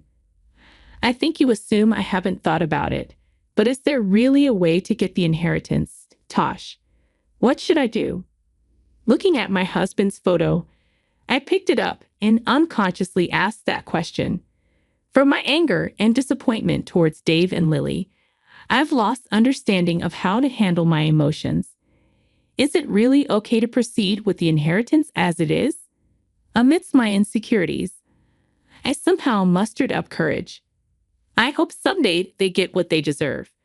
Frustrated by their appalling behavior, I dealt with the inheritance proceedings alone. Perhaps my feelings got through as I found out my husband had left a will, and in it, something was written. After reading the will my husband left behind, I resolved to get back at them to protect myself. Phew! I'm glad. It seems Tosh was on my side after all. Thank you. Holding back tears and pressing the will to my chest, I regained my composure. I clenched my fists, deciding I wouldn't just do nothing and let those two dictate things. I decided to wait for the right moment to make a big move against them. Maybe because I felt relieved at the thought of being able to retaliate for all the suffering, I completely forgot about the bill from Lily. I would have thrown it away from the start, not intending to pay, but she must have received a reminder. This time I received a message from her. Even though I told her that the inheritance proceedings were not yet completed, there were false accusations that I alone wanted to control everything. This was followed by words that seemed to attack me. It's because you haven't settled the inheritance yet. I'll wait a little longer, but please do it as soon as possible. Oh, by the way, you saw the bill I left in the mailbox, right? Please make that payment. What are you talking about? Stop joking. Why do you think you're entitled to the inheritance? Oh, come on. Dave is the eldest son, right? It's only natural for him to get an inheritance, isn't it? Do they think I know nothing? Lily scoffed and said with a smirk, Dave has a right to inherit because he's the eldest son. In general, this is not incorrect. Even after Lily said all this, I still haven't told them the important thing. Even if I don't tell them, it's their own problem, and they should naturally know about it. But for them, who can only think conveniently, it might be hard to realize. I'm waiting for the perfect moment when they fall apart, watching for the right timing. And finally, that time came. It was when I explained the situation to the lawyer and after the proceedings were finished that, with his cooperation, I finalized the plan. I decided to contact Dave once the procedure was complete. To me, it was just routine communication, but as expected, Lily came to my house with a face filled with joy. I deliberately left the front door unlocked. Without any suspicion, she opened the door and stomped in. Seeing her, I could hardly hold back my laughter. I've been waiting for so long. Isn't it terrible how reluctant you've been to complete the procedure and won't give up the inheritance? Oh, Lily, what brings you here? Is this gentleman the lawyer? I am Lily, Dave's wife. Ignoring me completely, she headed straight to the lawyer sitting in front of me. Normally, I would reprimand her for such rude behavior, but this time, I held back and waited. She turned her back on me and approached the lawyer, and I was even excited to hear what she would say next. Finally, we will inherit this house, $3 million, and the director's position because Dave is the eldest son. Her greedy remark was more than I expected, and I laughed out loud, holding my stomach. The audacity of her and the lawyer's stunned face made it even funnier, and I kept laughing out loud. Of course, Lily, who didn't find the situation amusing, glared at me coldly. Hey, what's so funny? Are you upset that we are taking the inheritance? No, why, 3 million. How did you come up with that amount? Come on, your husband worked as a doctor for a long time, right? He probably didn't have time to spend money. It's obvious that there's that much money. Unless, have you already used it? I genuinely laughed at her obsession with money. Whatever I choose to do with my inheritance is my business, and she has no right to complain. However, it seems that she doesn't find the idea of me inheriting amusing. Hello, how many times have I told you? Since you don't have much longer to live, don't do anything reckless, even if you're related by marriage. It's quite something to say that to me, your elder. Wasn't I the one telling you that you have no right to inherit Lily? Wearing the necklace she stole from me, Lily glared at me sharply. I had no intention of letting her take anything more precious from me. I made up my mind not to lose to her, who is self-centered, greedy, and obsessed with money, and clenched my fist. Pointing to the late arriving Dave, Lily exclaimed loudly, "The right to inherit belongs to my husband Dave." Taking a deep breath, I decided to tell them the truth. You see, there shouldn't be any inheritance for you two to claim. Dave, isn't that right? Huh? Why, Mom? What do you mean?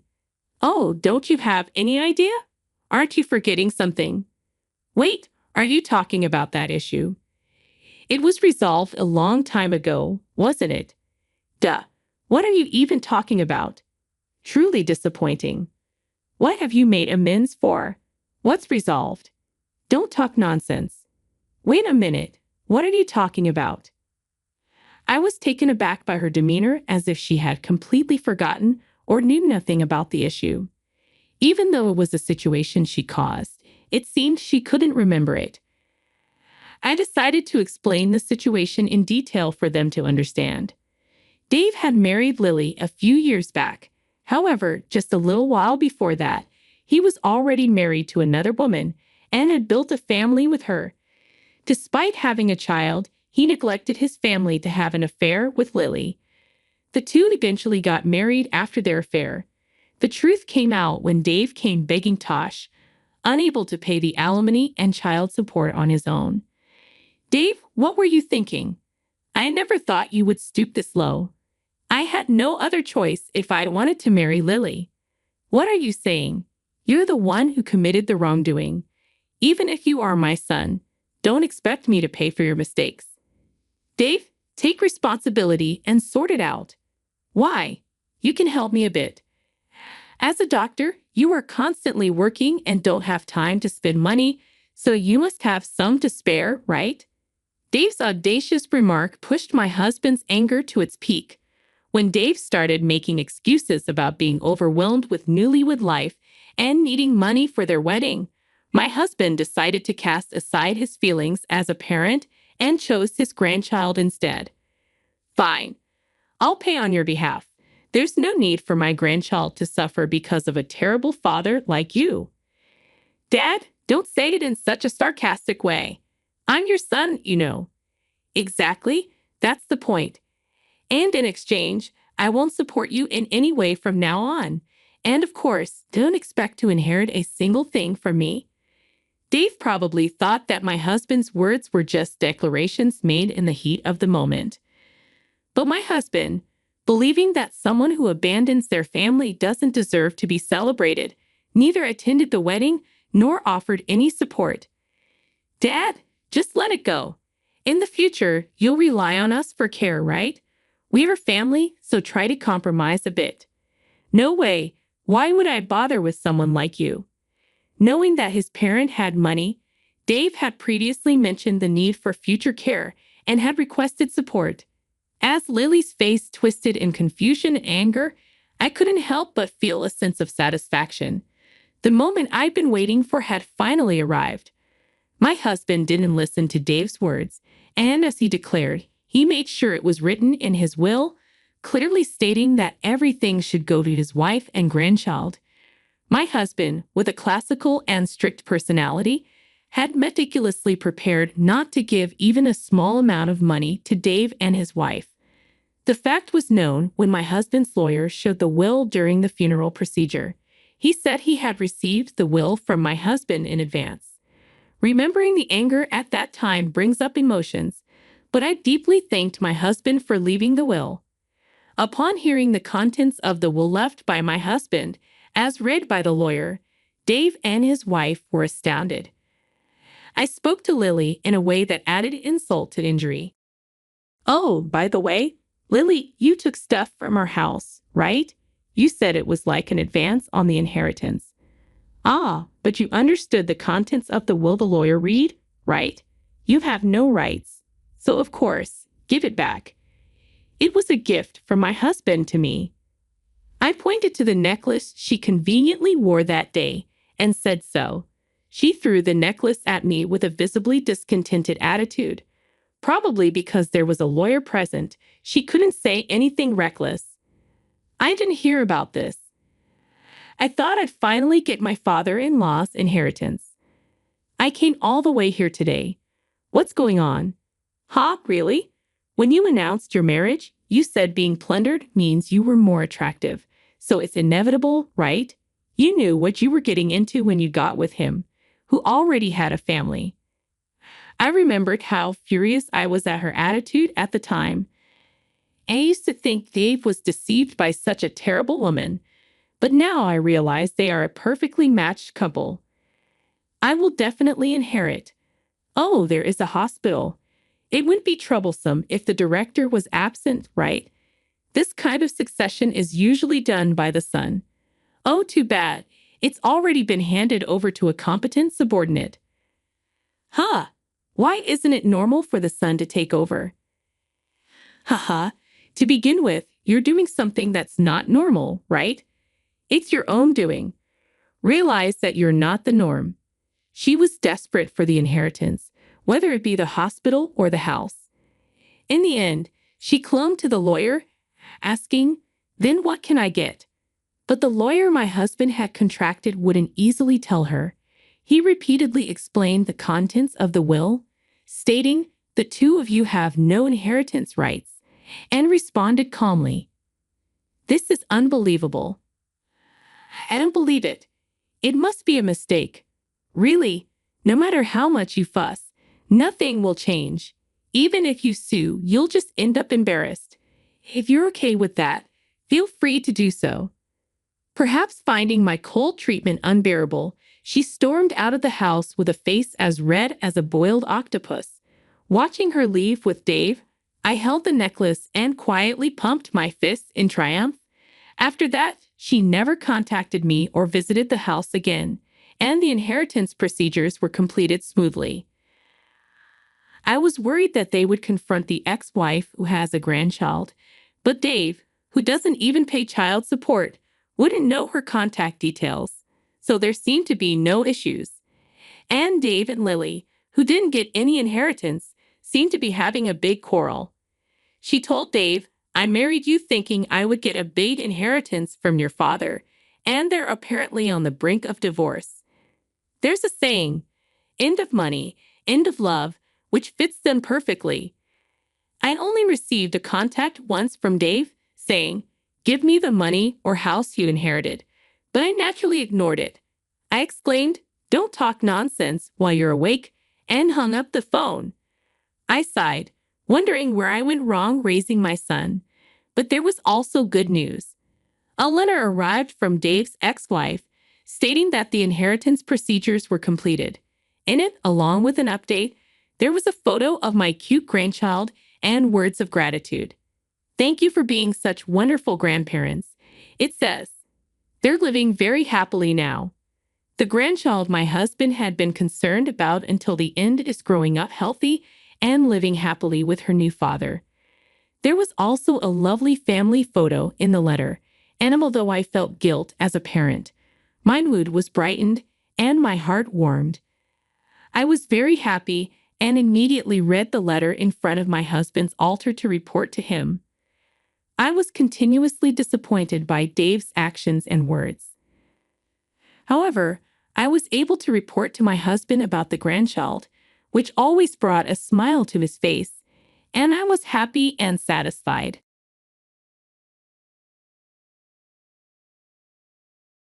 A wedding is one of the most important events in life, marking a new beginning for a newlywed couple. Today, my husband and I attended my sister-in-law's wedding. Truth be told, I didn't really want to go, but I ended up going anyway. As the reception progressed and dishes were served one after another, I was somehow presented with a kid's meal while everyone else enjoyed upscale French cuisine. I was asking the staff about this mix-up when my mother-in-law approached me with a sly smile. "Are you enjoying the wedding?" she asked, looking down on me. Before I could respond, my husband spoke up. "My name is Olivia. I just turned 32, and I run my own original apparel company. I'm married to William, who is 2 years older than me. We got married 3 years ago after meeting at a department store. Most of my company's products are sold in apparel shops and department stores, and my husband worked as a security guard at one of those stores.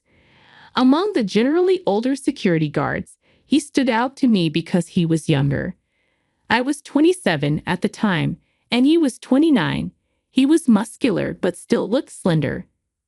I learned after we got married that he used to be a firefighter but retired early due to a lung injury sustained in a fire. We met every time I went to pitch my products at the employee entrance, and he eventually asked me out to dinner. I was single then, and one thing led to another, leading to our relationship and eventual marriage 2 years later. Life with my husband is joyful. We hardly ever argue. However, the challenge is that we're both busy with work and have little time together. But I have no complaints, except for one issue with his family. He has an older sister, Sarah, who's 35. Sarah has been quite troublesome. It all started on a day when my husband and I both managed to get the same day off using our paid time off. "Why don't we go shopping since we finally have a day off together?" Sounds great. I've been wanting new shoes, so that's perfect. We rarely have the same days off. Due to my role as a business owner, I can't easily take time off, and it's my fault as the owner. It's harder for me to take days off naturally, in a sense. Have the least priority taking days off. Plus, my daily tasks often keep me busy until the morning, so I usually miss my husband when he leaves for work. But when we were finally set for a date, our doorbell suddenly rang at 7 o'clock a.m. Who could it be at this time? My husband grumbled as he went to answer the door. "Hurry up and open up." Someone was yelling. "Sis," he exclaimed, and I followed him to the door. When we opened it, there stood my sister-in-law, Sarah, with a suitcase. "Sarah, what brings you here at this hour?" We were completely baffled. With a nonchalant expression, she said, "Let me stay here for a while, okay?" "Excuse me, what do you mean, sis?" Naturally, we were perplexed. She had just shown out of the blue asking to stay, as if it was the most natural thing. So we asked, "Why? What's going on? You didn't even tell us you were coming." "Well, I'm getting married soon, and the venue is close to your home. It's a hassle to come all the way here for venue inspections and dress fittings. Then I remembered you both lived around here," she said and started to barge in. I immediately objected. "Wait, we finally have a day off together, and we were about to go out." Hearing this, Sarah's face suddenly brightened. "Oh yeah, we're going shopping," she said, getting excited. My husband and I exchanged a look. Don't tell me you're planning to come with us? I asked hesitantly. Why not? Is there a problem? She retorted defiantly at her audacity. My husband and I were dumbfounded. Then she added, I want to go look at baby stuff. I want to make sure I'm ready for the baby. She seemed all set to tag along, taking the lead while we stood frozen at the entrance. Come on, let's get ready. We'll leave by 9 o'clock a.m. How are we going? By car. My husband's face darkened at her self-centered attitude. I rarely see him look so gloomy, but it seems he's never gotten along with his sister. He mentioned they used to fight a lot as kids. Is there any way you can leave? William and I just want to enjoy our day off together. I said. Sarah glared at me and snapped. What, you want to exclude me? Wait, you're from a single mother family, right? Yes, I am. So what? I replied. Figures? I've known some people from single mother families, and they lack empathy. They always look down on others. Her words were ironic as she was looking down on me while saying that. She claimed that single mother families produce judgmental people, and wasn't she doing exactly that? Unlike me, she had both parents. Her perspective was a baseless stereotype, and it infuriated me. That's prejudice. I'm not like that. Look, even William is uncomfortable, I said, looking at my husband. He was glaring at his sister. What's up, William? You got something to say to your own sister, she taunted. Of course I do.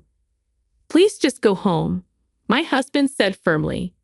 Fine, but don't come crying to me later, especially you, Olivia, she said, singling me out. Thanks for the warning, I replied nonchalantly. With that, she left without another word. After successfully getting rid of her, we had breakfast and went to the nearby mall. But the unlucky start to our day seemed to continue. After shopping, we decided to rest on a bench. Then we unexpectedly ran into Sarah again. Look who it is. The same too. Guess we ended up at the same place, she said. Sis, my husband muttered. Then we heard someone calling her name. It was a familiar voice. It was my mother-in-law. Sarah, let's go see those luxury bags over there, she said. Approaching us, his mother noticed us too. William and Olivia, you too, she said. Mom, he sighed, sounding exhausted. I felt the same way. Dealing with his sister was hard enough, but his mother made it worse. Why? Because she's simply unpleasant, and she quickly showed it. Is that bag from Infinity Tread Shoes? She pointed at the shoe store bag my husband was holding. Yeah, it is, he replied. She and his sister exchanged looks and laughed. Since when do you wear such cheap shoes? Look at our matching luxury brand shoes. William, choosing the wrong partner brings misfortune, she said, their contemptuous gaze mostly directed at me. It was clear I was the main target of their disdain. You talking about me? I asked impulsively. Hannah, I wonder if we are, my sister-in-law replied, dodging the question. She hurled insults at me. Then my husband interjected. Enough, Mom. Your consistent bragging about wealth has always been embarrassing and annoying. He was angry. A sight of him I had never seen. His job as a security guard lent authority to his voice, but it seemed to have no effect on these two. William, you were born into a wealthy family. Are you okay with this? Being with this uneducated, poor woman, his mother said. Education doesn't matter much these days. And Olivia is, my husband began. But despite them being his family, he prioritized defending me. That alone made me happy and strengthened my trust in him. But the two, faced with his opposition, cut him off before he could finish. That's not true. Dad got his job at a major company because of his education. He's even the vice president now and will soon be president. William, you graduated from a famous university, and yet you're with a woman like this? You've really fallen. My mother-in-law and sister-in-law treated me as an outsider, steering the conversation their way. Despite my husband's retort, they showed no remorse. To me, their nature seemed utterly rotten. How much do you earn, by the way? My dad earns 120. I began, but before I could finish, my sister-in-law interrupted. Wait, 120 a month? She laughed mockingly. Sorry, I should have been more considerate. That must be tough, especially for a dropout. Hang it enough. My husband tried to interject. My sister-in-law placed a hand on my husband's shoulder and said, Well, good luck. My husband was visibly angry, and I felt a surge of hatred inside me. However, these two seemed oblivious to our feelings, continuing their conversation at their own pace. Oh, you both better attend the wedding? Mom's preparing a grand event. Yes, we're sparing no expense for our darling daughter's wedding. You are coming, right, Olivia? The pressure from my mother-in-law made it feel like I couldn't say no. My husband, being family, would obviously attend. Reluctantly, I agreed to go. If my husband weren't going, I would never attend such a wedding. The day of my sister-in-law's wedding arrived. I finished my pile-up work and even got a new dress with my husband for the occasion. Arriving at the venue, it was clear my mother-in-law wasn't exaggerating. The luxury hotel, the huge ballroom decorations, and the size of the wedding cake all spoke of extravagance. You both made it, my mother-in-law approached us upon arrival. Not that I wanted to make it, my husband muttered, his true feelings showing in an uncharacteristic weary expression. This wedding cost $100,000. We have 500 guests, and the meal is a special course by a top chef. Impressive, isn't it? Only we could do this, she boasted, looking down on everyone. Passers-by only offered polite, light smiles and nods. I was appalled by her need to flaunt her status. Why didn't you spend this much on our wedding? My husband asked, reflecting our reality. Our wedding was modest, costing $20,000. It was a simple wedding with only relatives and a few friends invited, but I was still happy with it. I was content, but in terms of treatment, it was indeed unfair. After all, my husband is her blood-related son. What are you saying? Sarah's Spank Alex will soon work directly under Dad. When Dad becomes president, he'll be groomed to be a key player in the company. It's only natural we welcome him appropriately. My mother-in-law laughed proudly. While we were talking, my father-in-law joined us. Emily, it's almost time for Sarah and Alex to make their appearance. Aren't you going to take pictures in the front row? It felt like he was putting an end to our conversation, but it seemed he too was at odds with us. After speaking to my mother-in-law, he turned to us and said, It's been a while, Olivia. You should feel honored just to be invited to such a lavish wedding. You'll probably never experience anything like this again in your life. Unlike my mother-in-law, he spoke calmly, but his words were laced with condescension. My husband couldn't help but retort, Why do you have to say it like that, Dad? My father-in-law replied with a cold expression, Don't get me wrong. I never approved of your marriage. Remember the conditions I set?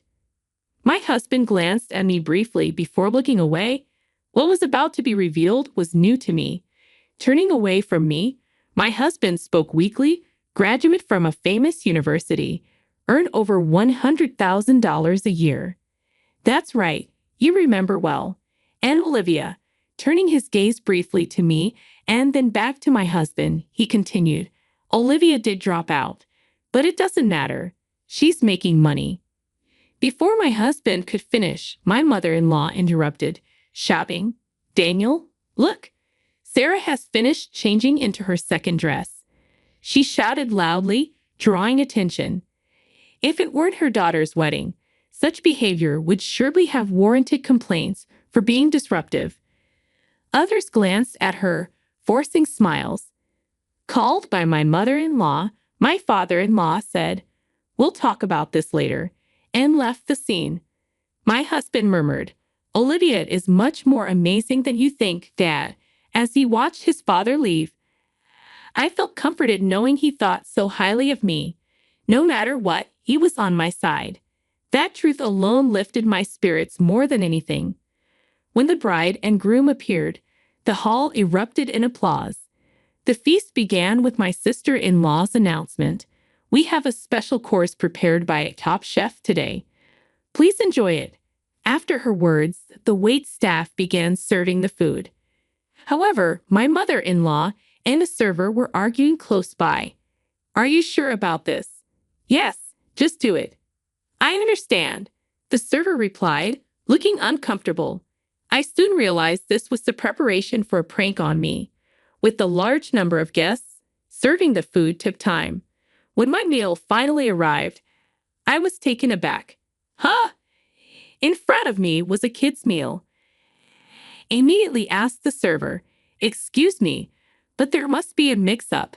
I questioned calmly, despite thinking such a mistake was unusual. The server looked at me uncomfortably, the same one who had spoken with my mother-in-law earlier. "Can you replace it, please?" I added as the server remained silent. Finally, he spoke. "This isn't a mistake. I was instructed to serve you the kids' meal." "What?" My voice of surprise made my husband join the conversation. "What's wrong, Olivia? Why a kid's meal?" He too was surprised to see my meal.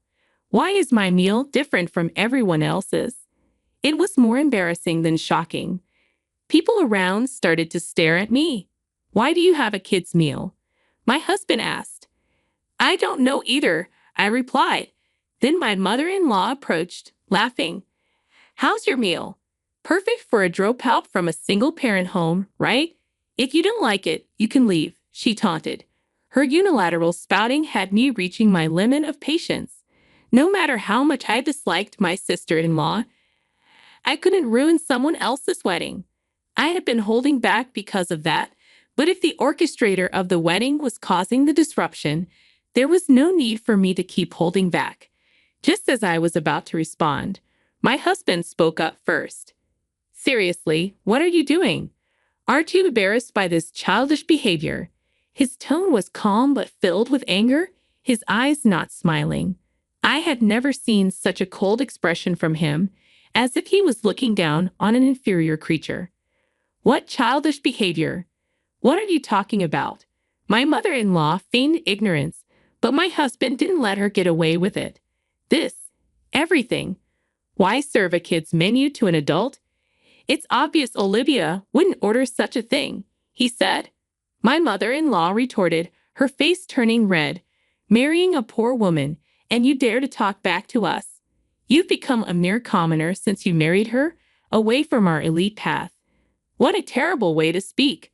Though the notion that wealthy people are superior exists everywhere, my mother-in-law seemed to exceed that by far. I interrupted their conversation and spoke coldly to her. "True, I did drop out. That's because my parents passed away before I could finish middle school. But now I'm the president of a company." "President? I bet it's nothing significant," she sneered, unrelenting. Seeing this, I sighed. "I didn't want to do this because it's so childish," I muttered, prompting a curious look from my mother-in-law. "What exactly do you do?" she asked arrogantly, thinking she was in a superior position. It was disgusting to see such an attitude. "Daniel's company is Solar Burst Innovations, right?" "Yes, that's right, and he'll be the next president," she replied proudly. "Is that so? By the way, the current president, Morgan, is a major client of my company. The socks distributed in his company every month are commissioned directly to my company by Morgan himself." "What?" My mother-in-law was momentarily lost for words. The socks I mentioned, developed by my company, were exceptional for their comfort even after long hours of wear. Originally, the technology was used for t-shirts but was expanded to all clothing types. Everything Morgan wore was from our company. I was the one who suggested he try our socks for his entire company, and since then, our relationship had been close professionally. As mentioned, everything he wears is made by our company. That means even if you boast about your husband becoming the next president, if I report to Morgan about you, that might just remain a dream. I said. My mother-in-law's face turned pale as if a fever had broken. You know him, the president of my husband's company. Did you know Morgan didn't go to high school either? I continued. What? He's one of those uneducated people you despise. Shall I convey your words about the importance of education to him exactly as you said them to me? My mother-in-law pleaded. Please, no, don't do that. Her demeanor completely weakened. People like her crumble easily when they realize their power is threatened. My father-in-law rushed over, and I repeated the same to him. Daniel, I'll advise Morgan not to make you the president. I warned. Please don't do that, he begged. If that happens, does your pride not allow it? My onslaught was relentless. I was surprisingly calm while confronting both of them. As I stood up to my in-laws, the surrounding crowd became noisy. Of course, they did. Trouble had started just as the meal began, and only our table's progress had stopped. Sensing the commotion, my sister-in-law approached our table. What's all this fuss about? She asked, unaware of the situation. Sarah, by the way, I make over $120,000 a year. My business is stable thanks to that. I didn't tell you the other day because you interrupted our conversation. Upon hearing this, my sister-in-law's face contorted. She stood frozen, gripping the hem of her dress. After I fought back, the entire in-law family looked as if their souls had been sucked out in an instant. So everything we've been doing to you is... Sarah started. Yes, just harassment towards me and self-destructive acts that undermine Daniel's position. I declared. As I said this, my mother-in-law suddenly changed her attitude and knelt on the floor. She clasped her hands together. I'm sorry, please, I beg you. Forgive me. I wondered if she had any pride left at all. Her readiness to get on the floor so easily seemed almost refreshing, but it still wasn't a reason for me to forgive them. No, I won't. You've judged and insulted people based on their appearances. You should face the consequences. Please, we've almost used up our savings for this wedding. If I don't become president and get a higher salary, we'll struggle financially, my father-in-law said, following my mother-in-law's example by getting on the floor. My sister-in-law watched with a powerless expression and then asked weakly, Huh, Dad, you're out of money. Yes, and used all I had for this wedding as a gift to you too, he replied. What about our honeymoon funds? Alex's promotion. Her voice trembled. She was only lamenting her worsened position, disliking being brought down from her pedestal. It was all about her own convenience. She wasn't trying to solve anything by herself, always depending on others. Wait, you boasted about being wealthy and were planning to go on your honeymoon using your parents' money. How shameful, I said. What did you say? My sister-in-law retorted, but she had nothing more to say. To all three of them, I declared, real wealthy people and celebrities don't brag about themselves. In other words, you're all just fakes. Know your place. My harsh words completely disheartened them, and my husband murmured his admiration. After that, the wedding was no longer feasible, and we suddenly had free time. We left the pitiful wedding venue of my sister-in-law. Later, I explained everything to Morgan. Got it. So it wouldn't be fun for you if Daniel became president, right? To be frank, yes. Don't worry, I won't forgive Daniel for insulting you, nor will I make him president.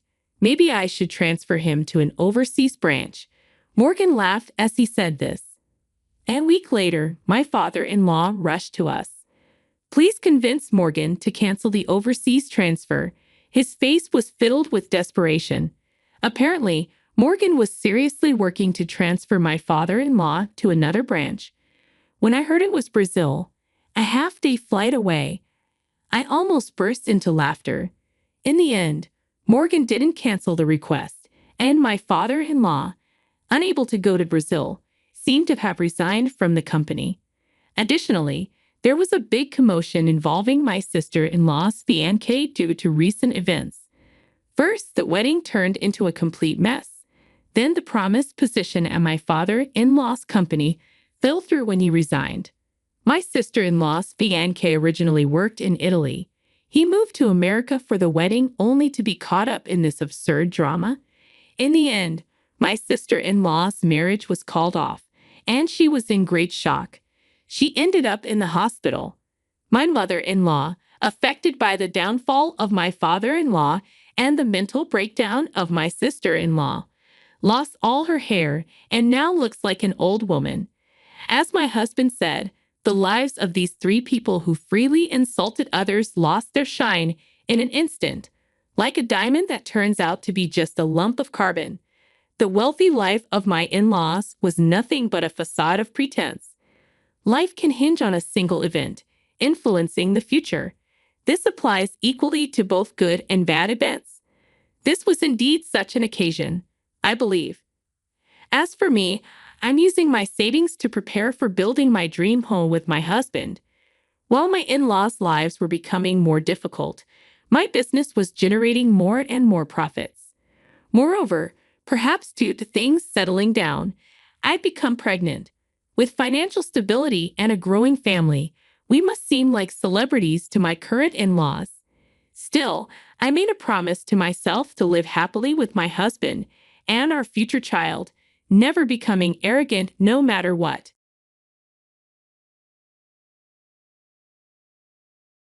I heard a splat and looked towards the sound.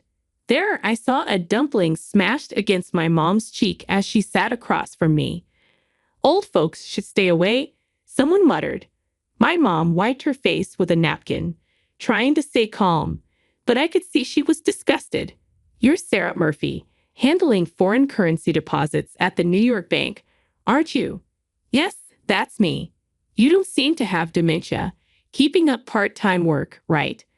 "I'll remember you until tomorrow," my mom said. Then she quietly stood up and walked away quickly. I followed her. "My name is Jessica Jones. I'm 29 years old and work in an office. Since graduating from college, I dedicated myself to my job and didn't date much. But a few months ago, I got a boyfriend named Charlie. He's the same age as me and works as a banker. A colleague introduced us. Charlie is nice, gentle, and polite to everyone, which made me feel comfortable with him. I secretly thought I'd like to marry someone like him, but I felt it was too early to introduce him to my mom. "I'm Charlie. I've been dating Jessica for 3 months now. Nice to meet you." "Thank you for your polite greeting. You're a good man. Too good for my daughter." My mom smiled as she watched Charlie's polite greeting and his trembling hands presenting a gift. "Jessica is really kind and hardworking. I'm the one who's undeserving. Is that so? She used to be such a klutz, a tomboy with short hair when she was little." "Oh, right. Would you like to see her album?" "Really? I would love to see it." "Wait a moment, Mom."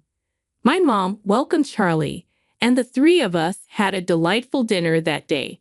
After that, Charlie and I often visited my mom's house together. My dad passed away when I was little, and my mom raised me as a single parent. "Your happiness is my happiness, Jessica. Thank you for introducing Charlie to me," she would say, genuinely happy for my well-being. Seeing her happy face made me happy too. However, taking Charlie to see my mom too often made me worry it might seem like I was pressuring him into marriage. I was considering marriage with Charlie, but I wasn't sure how he felt about it. When I visited Mom alone one time, Charlie said, "If you were going to your mom's, you should have told me." I was worried about her since she was feeling a bit under the weather last time, and I wanted to see her face. Plus, I wanted to talk about the movie she recommended. It turned out Charlie and my mom were getting along better than I thought. Given my mom's calm and gentle nature, they probably just clicked well. With work going smoothly and good relationships with my lover and family, I began to wonder if my life was going too well. 6 months into our relationship, Charlie said, "Jessica, for Mother's Day next month, shall we go out to eat, just the three of us? There's a place I want to take you both. If you have plans just for the family, we can go another time." Really? I love the idea. Charlie knew my mom would be thrilled, so we decided to go out for dinner on Mother's Day. I thought about inviting my sister, but she was married and had little children, so we settled on just the three of us. "Oh, I recognize this place. I love the Chinese food here," my mom exclaimed. "Really? You knew about this restaurant?" I asked. "Sure. I used to come here often. But Charlie, you really know my taste. Finding a place I like." Charlie blushed at the compliment. Having never been to this restaurant, I followed Charlie and my mom's lead. The restaurant was adorned with chandeliers and large lanterns, showcasing luxurious decorations. A waiter stood tall next to a large swivel table. I realized this was a high-end Chinese restaurant. "Then please bring us the special course I ordered," Charlie said calmly to the waiter, watched by my mom with a beaming smile. I was probably the only one feeling nervous in this situation.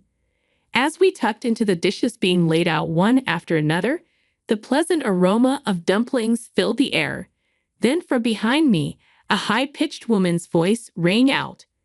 "Right, what are you doing here? You are Sarah." Charlie's face turned pale in an instant. I turned around to see a smirking woman standing with her arms crossed. "So you left our bank and had the nerve to come here. You must have settled for a small regional bank, huh? Can you even afford this?" she sneered. Charlie stopped his chopsticks and looked down slightly. "That's none of your concern, Sarah. Besides, we are in the middle of a precious dinner, so please stop." His voice trembled slightly. "My apologies for interrupting your precious dinner," Sarah said, scrutinizing my mom and me with a lingering look. I met her gaze. "Excuse me, may I ask who you are?" I said. Sarah laughed again. "I'm Sarah Murphy, a former supervisor of Charlie at New York Bank." She seemed to take pride in her association with her workplace. "Oh, New York Bank, as in the major one." My mom looked at Sarah with surprise, which was understandable since New York Bank is one of the biggest banks. Working there implied a high level of prestige. As we were struck dumb, Sarah let out a derisive laugh. "Look at you, amazed just because I work at New York Bank. How low have you fallen to dine with such a poor family?" When Sarah said that, Charlie, who usually speaks slowly, spoke louder. "How can you say such things to my loved ones? You should take back your words." Sarah continued to snicker even as Charlie grew angry. I tried to calm Charlie down for the moment. It was the first time I heard of Charlie working at New York Bank, but I knew he had changed jobs due to harassment from a superior at his previous bank. He had been pursued by a married woman who was his mentor at the bank where he first worked. When Charlie firmly rejected her advances, she started to blame him for her mistakes and even deliberately lost documents he was responsible for, subjecting him to severe bullying. Eventually, Charlie couldn't endure the harassment and resigned. "This is the woman who was Charlie's mentor," I thought. "So you're the one who drove Charlie to resign." "What are you talking about?" "I just honestly reported to the boss that Charlie couldn't do his job," Sarah replied. "I was merely fulfilling my duties as the mentor for dropouts." Sarah sneered. "You were just his new employee mentor, but you were very close to him," I countered. My words made Sarah pause. She realized Charlie had told me everything. Then she blinked and furrowed her brow. "Who are you talking to?" "I'm a different class of person from you people." "How are we different in class?" I asked. "We are entirely different," she said. "An elite like me, working in the foreign currency deposit department of a major bank, versus a man who has dropped out of the elite and works hard all his life for little pay. a woman working for some dirty small to medium enterprise, and an old hag who works part-time. And not someone you can casually chat with. Sarah's harsh words made my jaw clench and my teeth grind. She looked at us and laughed heartily.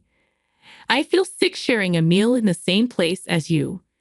I'll forgive Charlie for old time's sake, but can this low-class family leave now? I was at my breaking point and almost slammed my napkin on the table, but my mom stopped me. We will leave once we finish our meal. Please go back to your seat without minding us. Your food will get cold. Looking at her table, I noticed only one set of dishes laid out. My mom's words implied, eat alone and be miserable. Considering the conversation over, we turned back to our table and picked up our chopsticks again. Then, out of the corner of my eye, I saw a shadow hastily reaching for a plate. You guys are a burden on society. The next moment, I heard a splat. Turning towards the sound, I saw a smashed dumpling sticking to my mom's cheek. Old hags and poor folks should stay away. Hey, how terrible. How could you do that? I yelled. Are you okay, Mom? I'm so sorry. Charlie was about to call the restaurant staff when my mom stopped him. It's not right to throw food, especially something so hot. While she wiped her face with a napkin, trying to remain calm, her expression was full of disgust. Sarah laughed loudly at this sight. Let's just leave. This meal is ruined anyway. You're Sarah Murphy from New York Bank, handling foreign currency deposits, right? That's correct. It seems you don't have to worry about dementia yet. Keep up the part-time work. Sure, I will remember you well until tomorrow. After saying that, my mom silently stood up and walked away briskly, her cheek red. We decided to stop by a doctor for treatment on our way home. Charlie apologized many times for the day's events, but my mom, with a smile, said, It's not your fault, Charlie. No need to apologize anymore, and she forgave him generously. I was curious about my mom's words, but their meaning became clear the next day. While I was at work taking my lunch break, I received a call from Charlie. He usually didn't call during the day. Thinking something must have happened, I quickly answered, and Charlie's voice was trembling. Who the hell is your mom? What are you talking about? I asked. I received a strange call this morning. The content was bizarre, but it seems my seniors already know about it. Charlie was panicking. His thoughts jumbled as he spoke. Unable to understand what Charlie was trying to say in his panic, I decided to listen to his story after work. We decided that if it involved my mom, we would talk about it with her as well, so we headed to my mom's house. Hi, Jessica, Charlie. What is it? Craving my baked potato again. Baked potato. I love those, but no, that's not why we're here. Was it you who called my bank expressing interest in doing business? Really? Is that true, Mom?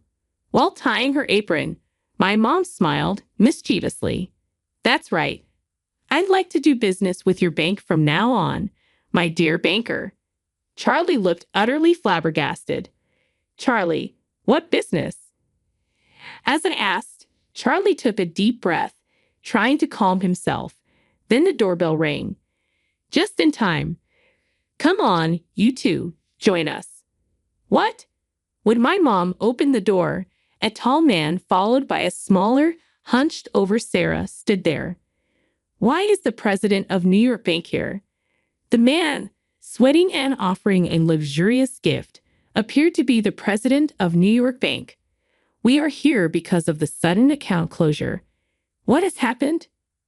I have decided never to do business with your bank again, my mom stated with an unusually sharp tone, uncharacteristic of her usual gentle demeanor. The president was in a panic, his shirt collar soaked with sweat. My eyes met Sarah's, but she quickly turned away. Please let us know if there is anything we can do. However, we earnestly request you to reconsider the cancellation of the $150 million deposit. The bank president pleaded. So the phone call I received this morning wasn't a lie, Charlie murmured, eyes widening in realization. You were the ones who refused, right? Sarah Murphy? You said our classes as people are different, that you feel sick being in the same space as someone lower class like me, right? Then you wouldn't want to hold on to my money either. That's not what I meant. Sarah struggled for words, her eyes darting around. The bank president turned sharply towards her. Did you say that? Do you not know who this woman is? She is Carol Jones, one of the top 3 investors in the USA, a legendary figure indeed. My mom was a well-known legendary investor with a net worth of several $billion who had entrusted $150 million to New York Bank for management. However, due to the incident with Sarah, she decided to cancel this deposit. Realizing the gravity of her actions, Sarah trembled. What are you doing? Apologize to her, the president demanded. I am truly sorry, Sarah said, her voice shaking. My mom watched them apologize with quiet disdain. No, I will not forgive you. As I have already decided and mentioned on the phone, please transfer my deposit to the designated bank by the end of this month. I am so sorry. Please, I beg you to reconsider. I didn't know who you were and was rude, but such an incident will never happen again. If you judge people by their appearance and act so rudely towards them, then I can't trust you, my mom replied sharply. Sarah swallowed hard at my mom's words, collapsing to her knees. Please, I'm really sorry. I was astonished to see 2 adults, Sarah and the president in suits, apologizing profusely to my mom. However, my mom did not nod in agreement. Sarah, realizing she was not forgiven, looked up and then made eye contact with me and Charlie. She crawled over. What are you doing? I asked. Jessica, Charlie, I'm so sorry. Please forgive my rudeness. Sarah continued to apologize loudly, dripping with sweat. Then she gave a creepy smile and started talking to us. I never thought Charlie would be dating such a high-class daughter. You were something. Birds of a feather flocked together. Charlie's brows furrowed naturally upon hearing Sarah's words. The president then asked, Excuse me, do Charlie and Sarah know each other? Sarah visibly paled at the president's question. Charlie clenched his fists tightly and took a deep breath. Yes, I used to work at New York Bank a few years ago. Sarah here was my new employee mentor. Is that so? Well, if you're interested, would you consider working at New York Bank again? We can certainly offer you a very good position, the president suggested to Charlie with a smile. After a brief silence, Charlie looked straight at the president and said, No, thank you. I don't want to be one of the mentors forced into affairs, and I will never return to New York Bank, where it is common for junior employees to take responsibility for their boss's mistakes. Forced into affairs, taking the fall for mistakes. Sarah, can you explain this? The president's face turned red as Sarah turned deathly pale. Well, she stammered. Do you realize what would happen to our bank if this comes to light? The president's concern wasn't just about the bank. His anger was different from that of a boss scolding his employee. It was a look of contempt and sadness directed at Sarah. Excuse me if I'm mistaken, but could it be that you, the president, also have something with Sarah? I asked. The president looked down quietly, and then drops of water, different from sweat, fell to the floor. You said I was the one you were meant to be with. We are both married, but it was just that we met too late. Could it really be? I was speechless at the shocking turn of events. While we were taken aback, the president confronted Sarah, who had been having affairs at work despite being married. Moreover, she was using these affairs not just as flings, but to continue her relationship with her boss to advance her career. Sarah just hung her head in shame. The president was devastated by the shock of learning the truth. I felt a rush of anger. You sure looked down on us, didn't you? Well, I have a prestigious education and landed a job at New York Bank, And you think engaging in such despicable acts makes you elite? I just wanted to climb the career ladder, Sarah mumbled.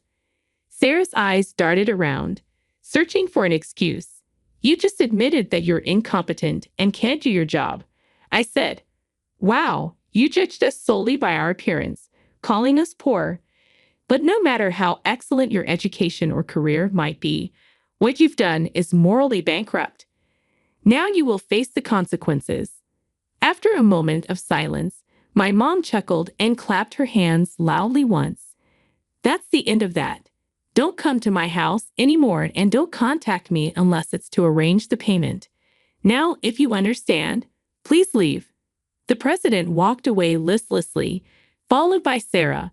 After they left through the front door, I watched them go for a while, their aura heavy and gloomy. Afterward, my mom's $150 million deposit was successfully transferred to the bank where Charlie works, and the matter was settled for the time being. Charlie's reputation at the bank improved due to this, and it seems certain he will be promoted in 6 months. On the other hand, according to a former colleague of Charlie's, Sarah was fired after the incident. Her sudden dismissal became a topic of conversation among the bank employees, sparking rumors that something had happened. Then someone well-informed about the affair between the president and Sarah exposed the truth in the bank. Furthermore, the wives of her other married lovers demanded alimony from Sarah. As a result, her affairs were revealed to her husband, leading to her divorce. Sarah was in debt for alimony payments and had lost her family. She confessed her affair with the president to the president's wife herself, saying, "It's not fair that I'm the only one who's unhappy." The wife calmly dealt with the confession and demanded alimony from Sarah. After this backfired and accumulated more debt, no one has seen Sarah since. 3 months have passed since then. This Chinese food is always so delicious, but it would have been nice to make up for Mother's Day after all. Paul, Charlie, and Jessica weren't at fault, but we couldn't finish the meal that time. Right, this is my way of making it up too, I said. We returned to the high-end Chinese restaurant to make up for that day, the 3 of us dining together again. We just hoped for more peaceful days like these. By the way, Charlie, even if you and Jessica break up, I have no intention of changing the person in charge of my deposit. I dislike relationships where love isn't judged fairly. Hey, Mom, what are you talking about? We're not held together by convenience. If we break up, it'll be clean and clear, right? Charlie's face turned red, even though he hadn't drunk any alcohol. I vow this. Unless Jessica dislikes me, we won't separate. Right, Charlie, you are passionate just like Jessica's dad when he was young. As I listened to this conversation, I looked in the mirror decorating the restaurant and saw my face had turned the same color as Charlie's, even though I hadn't drunk any alcohol.